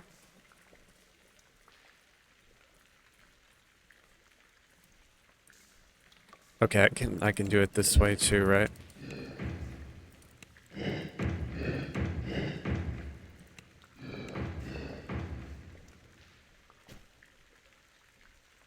Think this will work.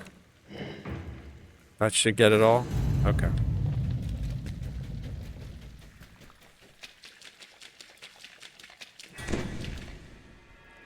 Trap finding.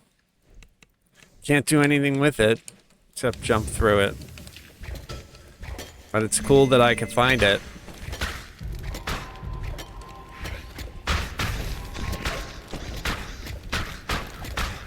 Oh, he knocked him down. What are you gonna do, buddy? Necrobotanist. Playing as a caster, no problems with key. Disappointed in the burst. The draconic burst you left, then drifting lotus. Yeah. Less impressive than shard charm. Yeah, I mean, I talked a lot about it when I did the video on mine, and I think that if you're doing like normal hard elite R1, I think it's fine. You'd be fine. But if you're pushing higher Skull Reapers, you start to run into the key and the DC issues. There are certainly ways you can get around it easily, right? Like, but it's just the fact that it's not really built into the class. The other thing too, the main issue for any sort of caster is that you have no ability to force mobs to take your damage, or you're forced to do different damage types, right? Like you need to have like multiple elemental types, otherwise you're not going to do any damage if the monster's immune to whatever it is you're trying to hit it with. Which is why I suggested, and this is like a official forum post that I made to them in their suggestions box that for all of the caster destinies, like for as an example, Shirati is technically a caster destiny. It would read exactly like it reads for Sork at level 20, which is epic. Epic starts at 20, right? So this would not like overlap or make the game any easier. What it would do is it would standardize casting so that it wasn't just Sork and Druid that has access to the energy break, or like Tiefling with the racial, or Chaos Mancer or whatever. There are ways that you can get damage breaks, but this would be like, and even if it wasn't tier 1, even if it was tier 2 or tier 3, like once you hit this tier, or I do think it should be level 20, so this one, it should say like, you know, your damage type, whatever you hit the monster with, you know, applies a debuff for brief time, whatever it is, 7 seconds or whatever, that allows you to continue to do more damage to it. And that way we wouldn't have to worry about the issues that we see on non-sorcerers. It would allow me on my monk to focus like all acid, right? Instead of doing acid, fire, lightning, just because, you know, I don't know what I'm going to fight. And it's too hard to get DCs, you know, min-maxed for like high-level gameplay that way if you can't do that. And then the other thing too is like, well, if you are going to do high-level gameplay, then why wouldn't you just play on a Sork, right? Like, or a Druid. Druids are awesome, so. Teal. Not Teal, what's her name? Darling.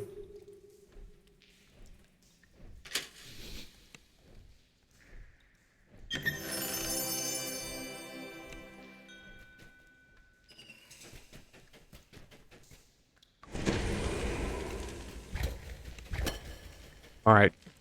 Side boss time.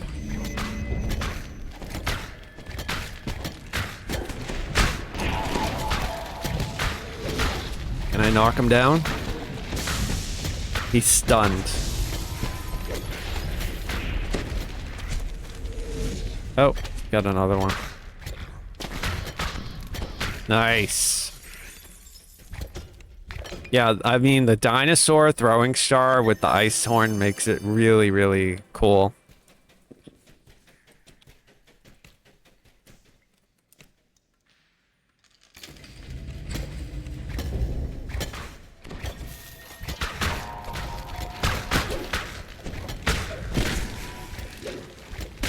And that Shirati procs all the time, like the nerve venom. Super good.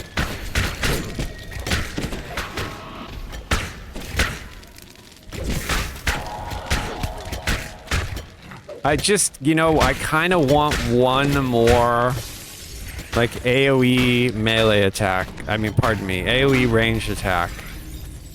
Like, just one more, something like a fireball, right? So I could, I've got my epic strike, which works. It does work, but I kind of feel like I want a combo, like, do that and then follow it up with another AoE. Even though I'm in improved precise shot and I can hit everything, you know,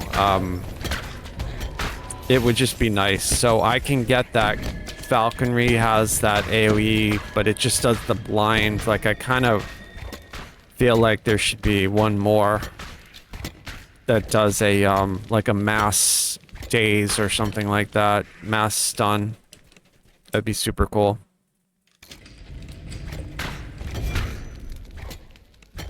Like these dudes here, I can hit them with my epic strike. And I hit most of them, but like now I want to follow up with something. Because, yeah, you know, improved precise shot is cool. Like, it's really, really good, but it's just different. It just functions different than like a, you know, like throwing out a fireball and watching it explode.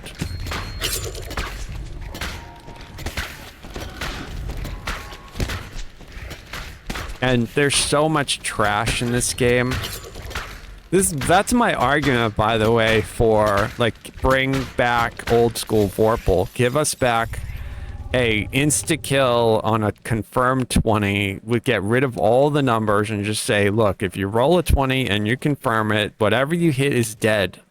If it's a boss, obviously it's not going to work. But like all this trash needs to die. There's too much trash.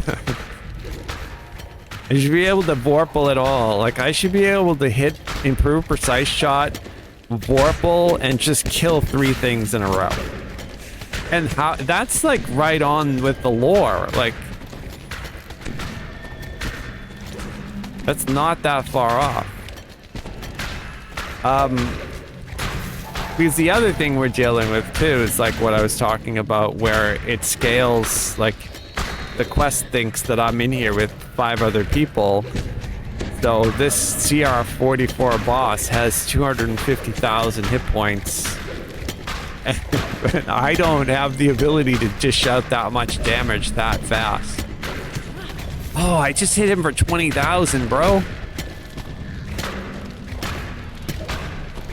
Alright, our epic moment for our Shirati champion is busted good. It's so good. It's probably like it's S tier for ranged. It's like so awesome, but what they need to do is they need to get rid of the caster confusion version of it and just make the caster version very similar to this. That would be really, really good. So make it like the old school procs. Spell attacks have a chance to deal 3d 100 plus 80 cold, light, and whatever that scales with your spell power, blah, blah, blah, blah, blah. That would be awesome. Then I would use Shirati. You know, I can't... The epic moment for Primal, which is what I normally use, is pretty bad for caster. You know, a good caster is Draconic. That has a really good epic moment, but...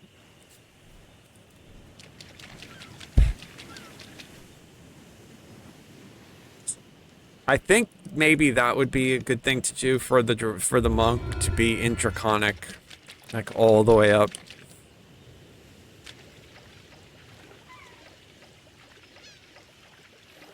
So this little pup that they gave us, it reminds me of a Therahound, right? Like, it's very close. Like that coffer, that's the pet from the new coffer. I'll show you guys what I mean. I have the Therahound pet.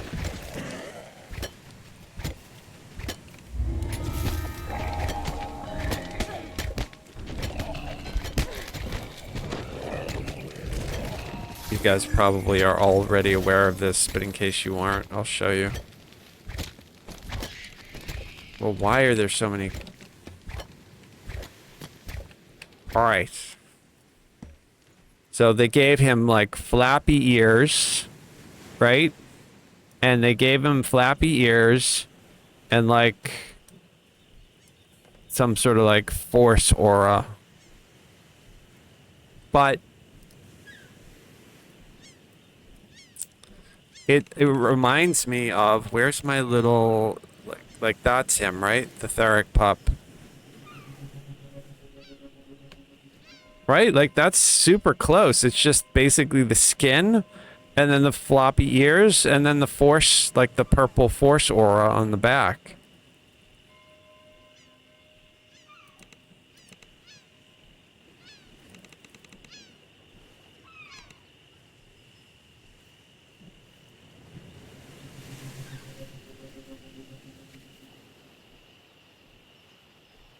And that face looks very similar to the hounds that were hunting us.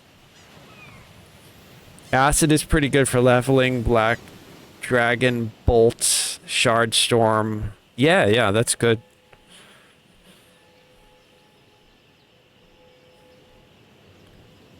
Rotated shooting one mob 4 times before it died, yeah.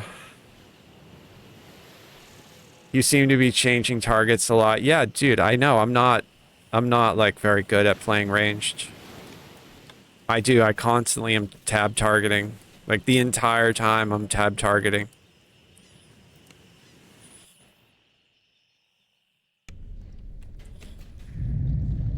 This dude.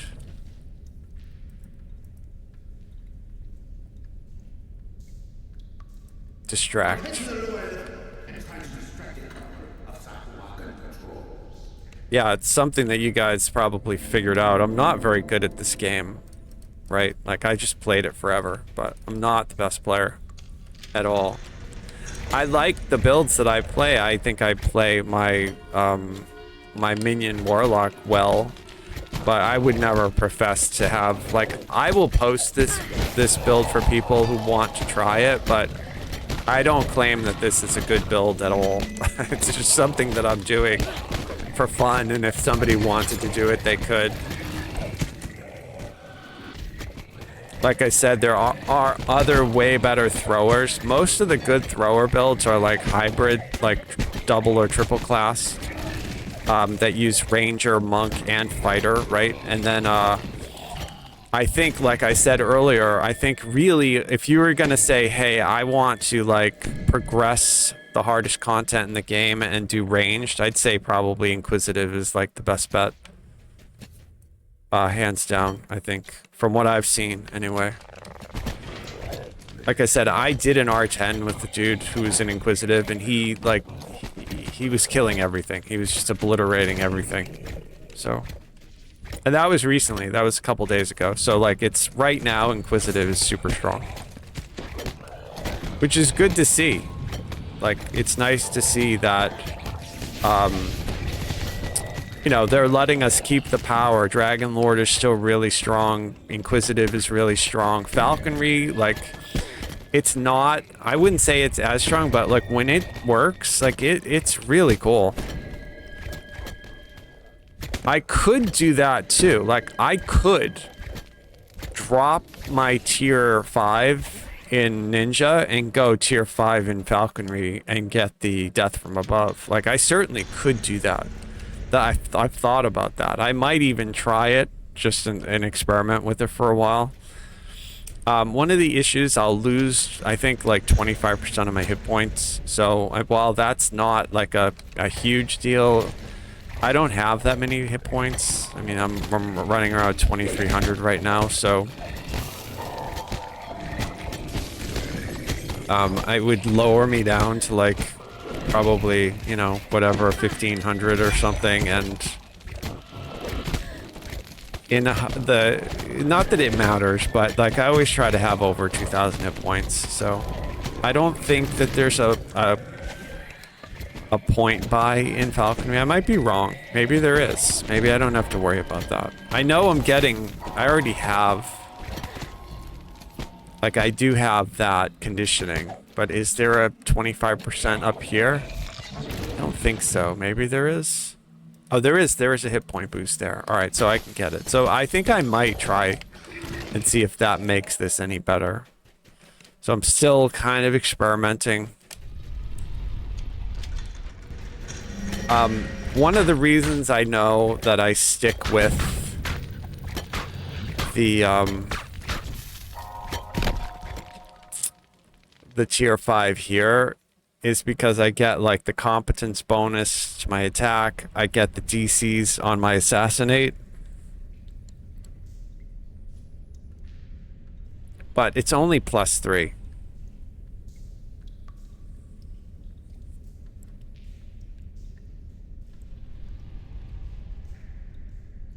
Yeah, I don't know. We'll see. I'll play around with it.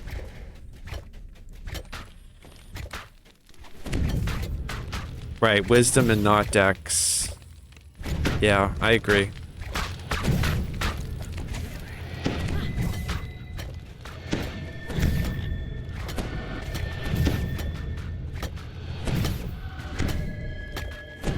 A dex-based ranger fighter in Vistani, right? Or in Inquisitive would probably be way better, right? 20 dex monk.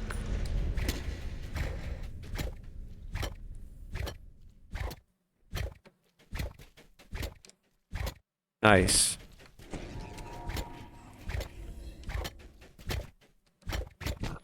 Yeah, I could try that. I would try that. If I could just easily respec my abilities, I would try that, absolutely.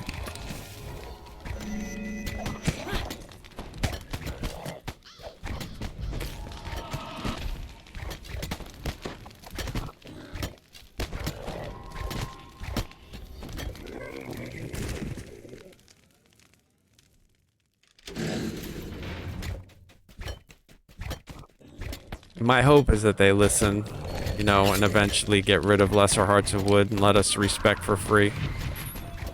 Because I would love to, like, experiment with a bunch of different, like, stat combos and stuff. It just sucks that it's all locked behind, you know, a paywall. And I don't feel like spending $40 to try, you know, 6 different Lesser Hearts of Wood to respec my dexterity, my wisdom, you know what I mean? Like, it's something I feel like I should be able to do.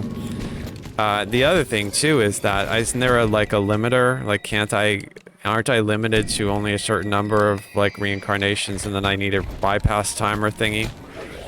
So like, I just think that they need to update that system. I'm all for what they want to do with like epic, racial, and like full-on heroic reincarnations. That system's fine. Do whatever you want. It's just a lesser. And I'm not saying that they need to give us like the class change for free. Like, so if you want a multi-class with like a +1 or +2, that's fine too. +4, plus whatever they have, +5, +20. I just think like a regular lesser, you should be able to just do it at any time, as many times as you want. You should be able to respec your character. Obviously not in a quest, right? But, you know, anytime when you're in a public zone.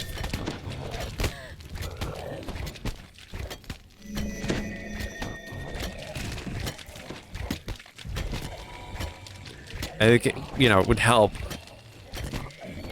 Not only players like me who want to test out a bunch of different builds, but like new players who don't know to not do something and who brick a character, and then, you know, do they stay? Do they leave? What do they do? Do they make a new character?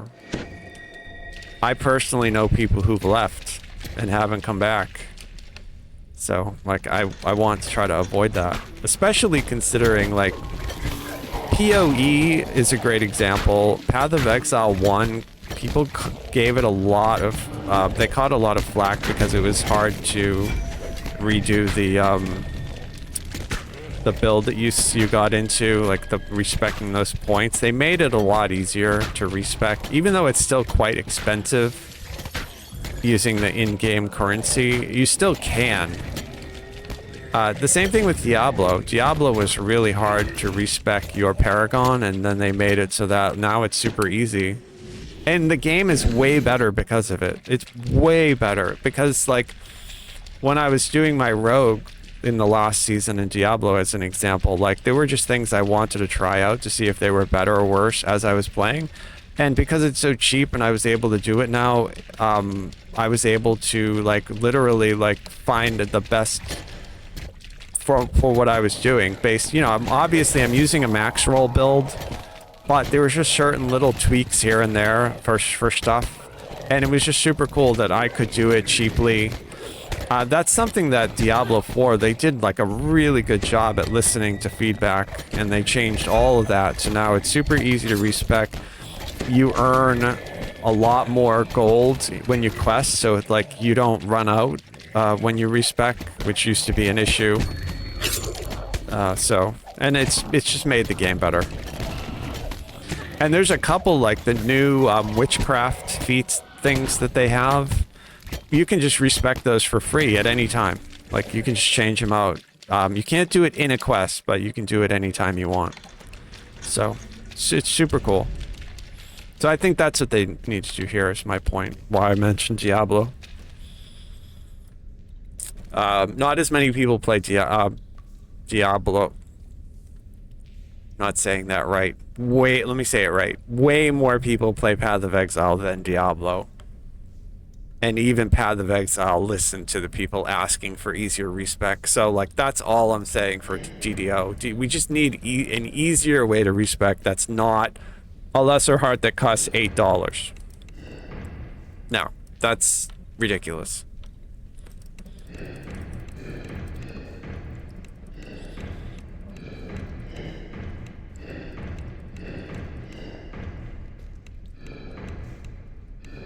And I'm happy to spend the money, obviously, but it shouldn't be like that. That's just too much.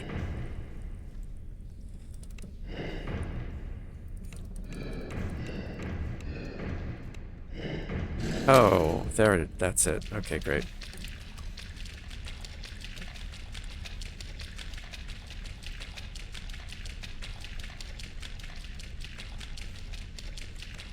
I do love how fast the monk runs. It's super cool. I kind of think there should be a magic item. Maybe there is, but it should be like run like a monk, and it just makes you run like a monk. Super fast.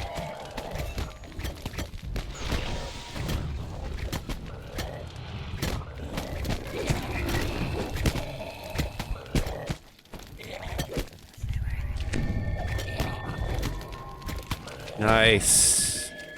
I'm not gonna fight that dude. I'm just gonna leave. I really like this quest. It's one of my favorite quests. I really like how creative they got with it, how gigantic it is. I like it.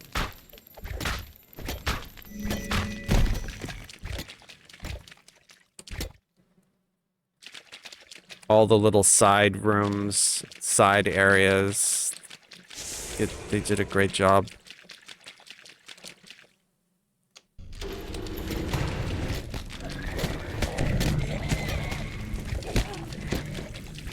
See a Reaper.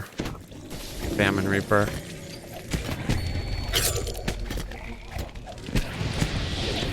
Uh-oh. Thank you, Rana.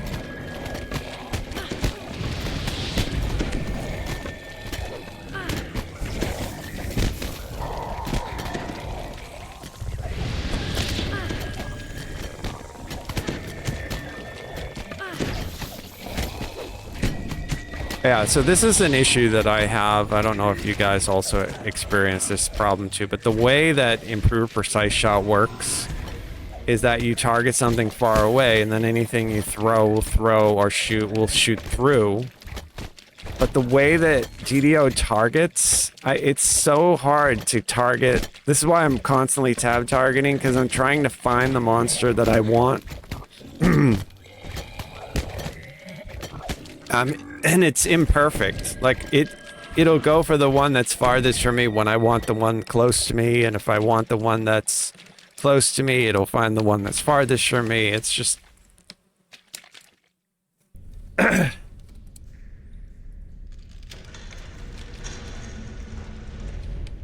want that champion, right? Alright, I've got the champion.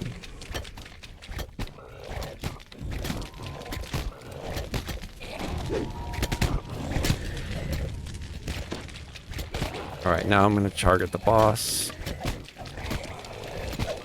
Champ, we can kill it. Our base here is almost complete.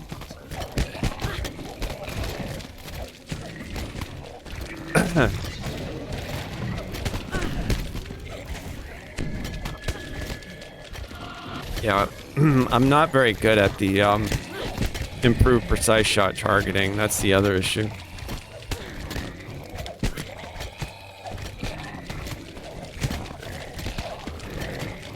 I want to kind of get everything between me and that monster that I have targeted, right? But sometimes the way it moves, like that would work for a while, but yeah, there we go. That's working.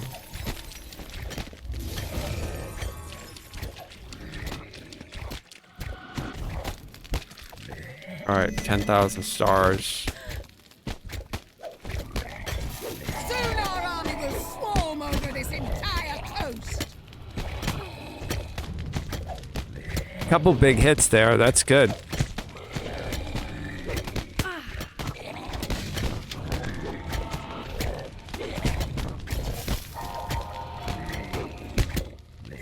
Yeah, when I do my 10,000 stars, my double shot goes to 150%. I don't know what are people on rangers with decks running around with. Are they running around with 150% normally without 10,000 stars on? Obviously, they don't use 10,000 stars, but yeah, because that's like the huge issue. I think what I notice is that with it on, double shot is 149, and then everything just dies. But without it on, I'm only at 49%. I could probably do a little bit more to get that higher, but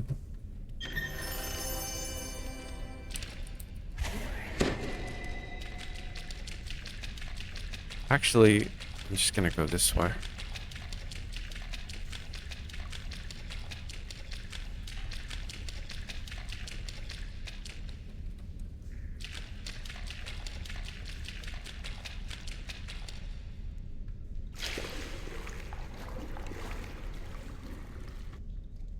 Don't need a shrine. You're not supposed to respec in PoE, you're supposed to reroll in the next league. Yeah, I mean, I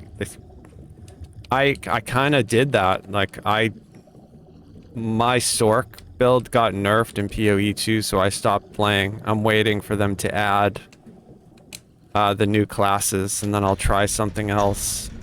I did for a little while play a minion build, witch, but I kind of lost it after they...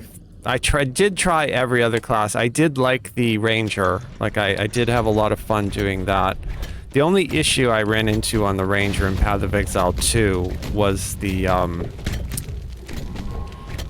boss kill damage. Like, it was really good on trash, but my boss kill time was just very slow. And I think I could have fixed that had I, like, played more and got some better gear. But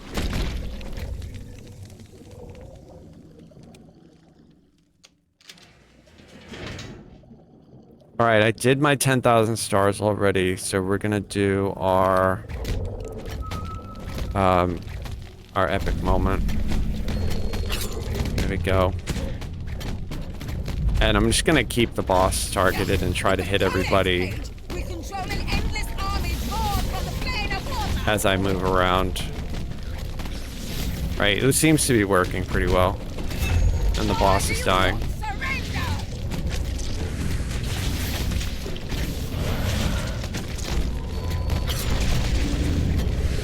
Nice. Oh, we got both of them. Yeah, see, ideally, that's how it's supposed to work, right? Okay, 10,000 stars for this dude. And I stopped throwing for some reason. That's a Xbox controller thing for anybody who plays on an Xbox controller. Every once in a while, you just stop attacking. I have no idea why. I don't understand. There's something that it's busted.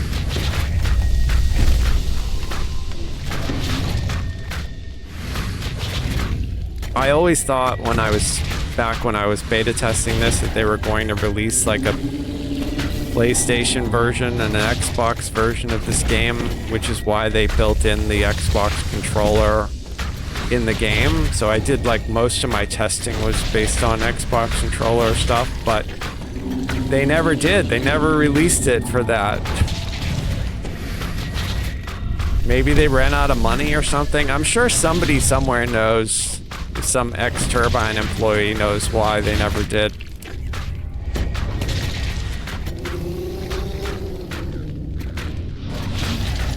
Wonder if I can just, like, face tank that water effect, or if I have to actually move out of it. I mean, I have improved evasion. Shouldn't I be able to just stand in it? I probably should. I'm gonna try. See if I just take a shit ton of damage. No, I didn't, so I don't have to move.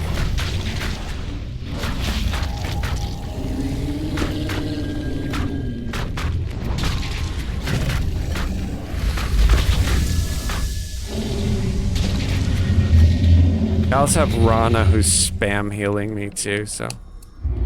Oh god, I love this quest. Look at that. Dude. 255,000 XP? Bro. This might be the best quest of my life right there. Okay. That's a buzzkill. That's the worst chest of my life in the best quest of my life. Right? Isn't that the story of all?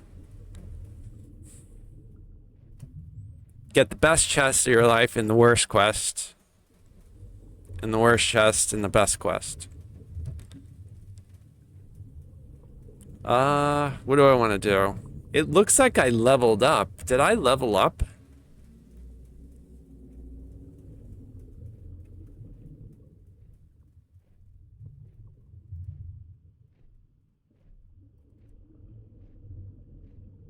I was really hoping to get one of those wisdom hats with the death ward clicky on it, but we didn't.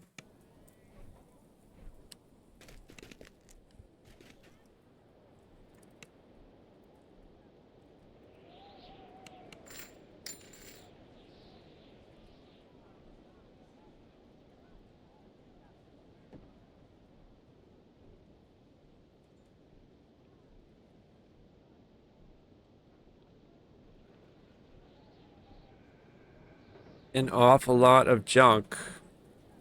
Just gonna put most of this stuff in the guild bank and then melt all that gear down, so. I do have crafting maxed on my main on this server, so, like, don't really need to worry about that. Did I want... Yeah, I want to check and see if I don't know if I actually leveled, or if I'm really close to leveling. Can't really tell. Okay, I didn't level yet. Close, though. Okay, so I have 2 points. Wow.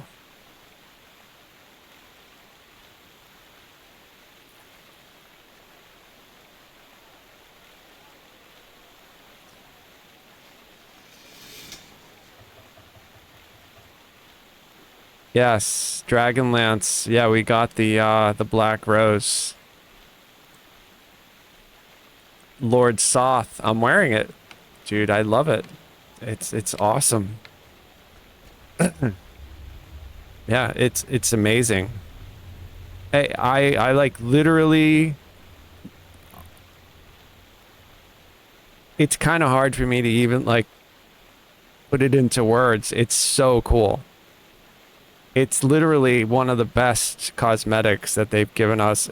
Specifically from my perspective as someone who plays an elf, I like the elf stuff that looks elven, that looks like something out of Lord of the Rings. I want the fact that I'm on like a tiny little framed elf body to look like the gear is appropriate to that frame. It's what I was saying about like the armor that they gave us for the Year of the Dragon that looks really good if you're on like a half orc or like a human where they, like a human dude who's got the big shoulders and the armor. That looks really good. But on a little elf woman, it doesn't look good. It's kind of stupid looking. So for me to wear this, like this looks like something that I would put on my character in Star Wars The Old Republic for my, my Jedi or my Sith master. Like this is very similar, has a similar vibe. In SWTOR there was a lot of like the Emperor stuff had a lot of purple force, evil force effect on it from like the Emperor's corrupted magic. So like this reminds me of that. So like the other thing too is I actually have a cosmetic that I purchased. I think I'm wearing it. I forget the name of it. That is actually armor that looks very similar to this with the skull and the chest.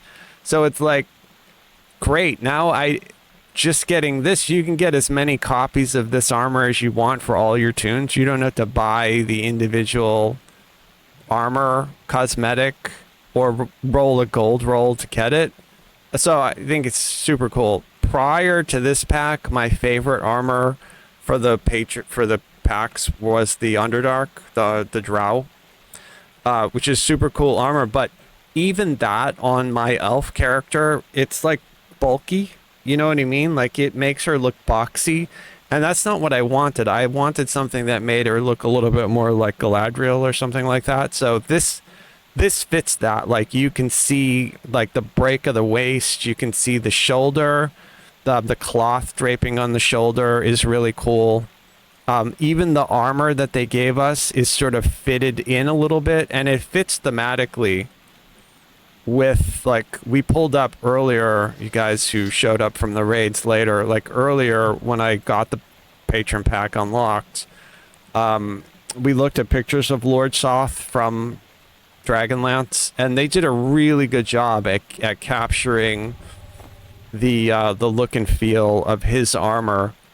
And the other thing too is that I think they actually improved on the helmet, because the helmet that Soth wore looks kind of like a chess piece, like a castle, like the chess. But here they made it look a little bit more like the Witch King from Lord of the Rings. A little. I mean, it's more Lord Soth than Lord of the Rings, but like this Sauron style horn, or the Witch King style horn, like that's super cool. So just from that perspective, as someone who's a fan of not only Dragonlance, but Lord of the Rings and Star Wars, Sith cosmetics, from my perspective, this is my favorite patron coffer so far. Totally awesome. Like, I'm absolutely in love with that armor set. I think it's fantastic. I won't wear the helmet just because I always wear my spider cult mask. I won't wear the cloak. It's a really cool cloak, but I always wear my season 1 hardcore cloak. But I probably will wear this armor. The other armor that I really liked didn't come from a coffer. It came from I think it was our 18th or 17th anniversary. Yeah, I think it was the 17th anniversary armor. I really liked that armor too. But I think this is better. The detailing on this is just really, really cool. Like, whoever designed this did a great job with the art. So, and if you were to look up Lord Soth, like you'll see exactly what I'm talking about. They did like a really good job getting it close to what it was. And the other thing too is I didn't know. I learned this that Soth appears in Ravenloft, which is probably why we're getting a Lord Soth themed coffer, because we're getting a Ravenloft expansion. I didn't realize that when he died in the Dragonlance, was ported over into Ravenloft, and then I think they ported him out and back into Dragonlance. And I know that they're working on new Dragonlance books now. I wonder if they're going to resurrect him, because he was such an iconic. People loved him as a villain. He's like one of the most popular characters in all of Dungeons and Dragons. Like, a lot of people know that character and really liked him. So it's kind of like our Darth Vader, right? So I think I think it's cool. I think it's great. Yeah, it's really cool. I've said this a couple times, like, every tune should get the personal bank slots. I mean, I think it should have been like 100 slots, not just 10. Like, I think it should be meaningful, because there's too much junk. I'm hoping that the 64-bit servers is easier on the overhead of character inventory, and then it encourages them to potentially listen to the feedback and give us, if not unlimited shared storage for VIPs, then like a massive boost while you're VIP subbed. So like, if you've subbed VIP, you get a boost of like 5,000 slots or something like that go away if you unsub, right? So you can buy a bunch of slots for shared storage, but if you VIP sub, then you get a bunch. And if 5,000 is too much, then 1,000. Like, something that I can then throw everything that I have in my banks into the shared bank, and then start deleting tunes and deleting redundant items. I've got 20 years worth of redundant items, bro. I've probably got 9 copies of weapons just because they're all over the place. All these different, I have 45 bank tunes that have stuff that I don't know where anything is. I don't know what I have. I don't know. The only gear I really actively track is whatever set that is on my main on Mary, right? Like, and then whenever the hardcore season ends, I take all that gear, and then basically if it's got like a Mythic 4 on it, I save it. If I got any sort of really rare piece of gear, like a Gibber's Blade, for example, I would save that. But then most of the time I just crunch it all into like whatever, dinosaur weapon or sentient gem that I'm using. So like I've got a bunch of sentient gems that are filled as a result of doing that. But this is a good example here, like the salt iron plate. Like I probably have copies of this on other characters. I don't need to save that. It doesn't have a mythic on it, so like probably I'll just feed it to this. But it is possible too that I don't have a copy anywhere. So because I don't have the ability to throw everything in my shared bank, there's no way for me to actually do a meaningful inventory. And the other thing too is that they really need to give us something to do with all the filigrees. Because I probably, here on Sarlona, I probably have, I don't even know, like 800,000 filigrees, maybe. Some ridiculous amount of filigrees. I just have way too many filigrees. So they need to give us either some sort of a trade-in.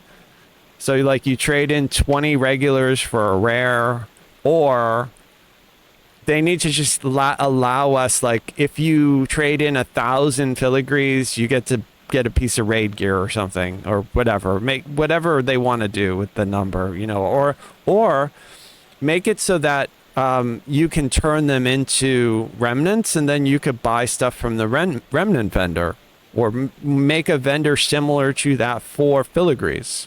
You know what I mean? That sell things that would be useful to people. Like there are people in game who farm for tokens, right? So like, why not just let you sell 100 filigrees for a token? So then you don't have to farm to do a reincarnation in game, or some sort of a system that allows you to earn stuff in game.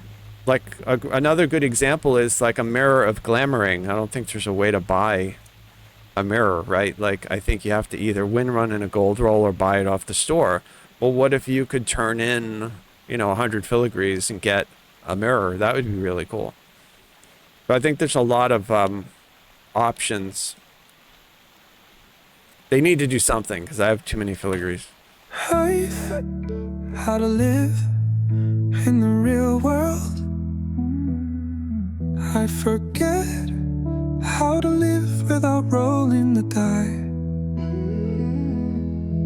And my dice have 20 sides, and I heard there's a dungeon nearby. Let's go find a dragon and make it fly. If can find treasure, I will try. Let's play Dungeons and Dragons.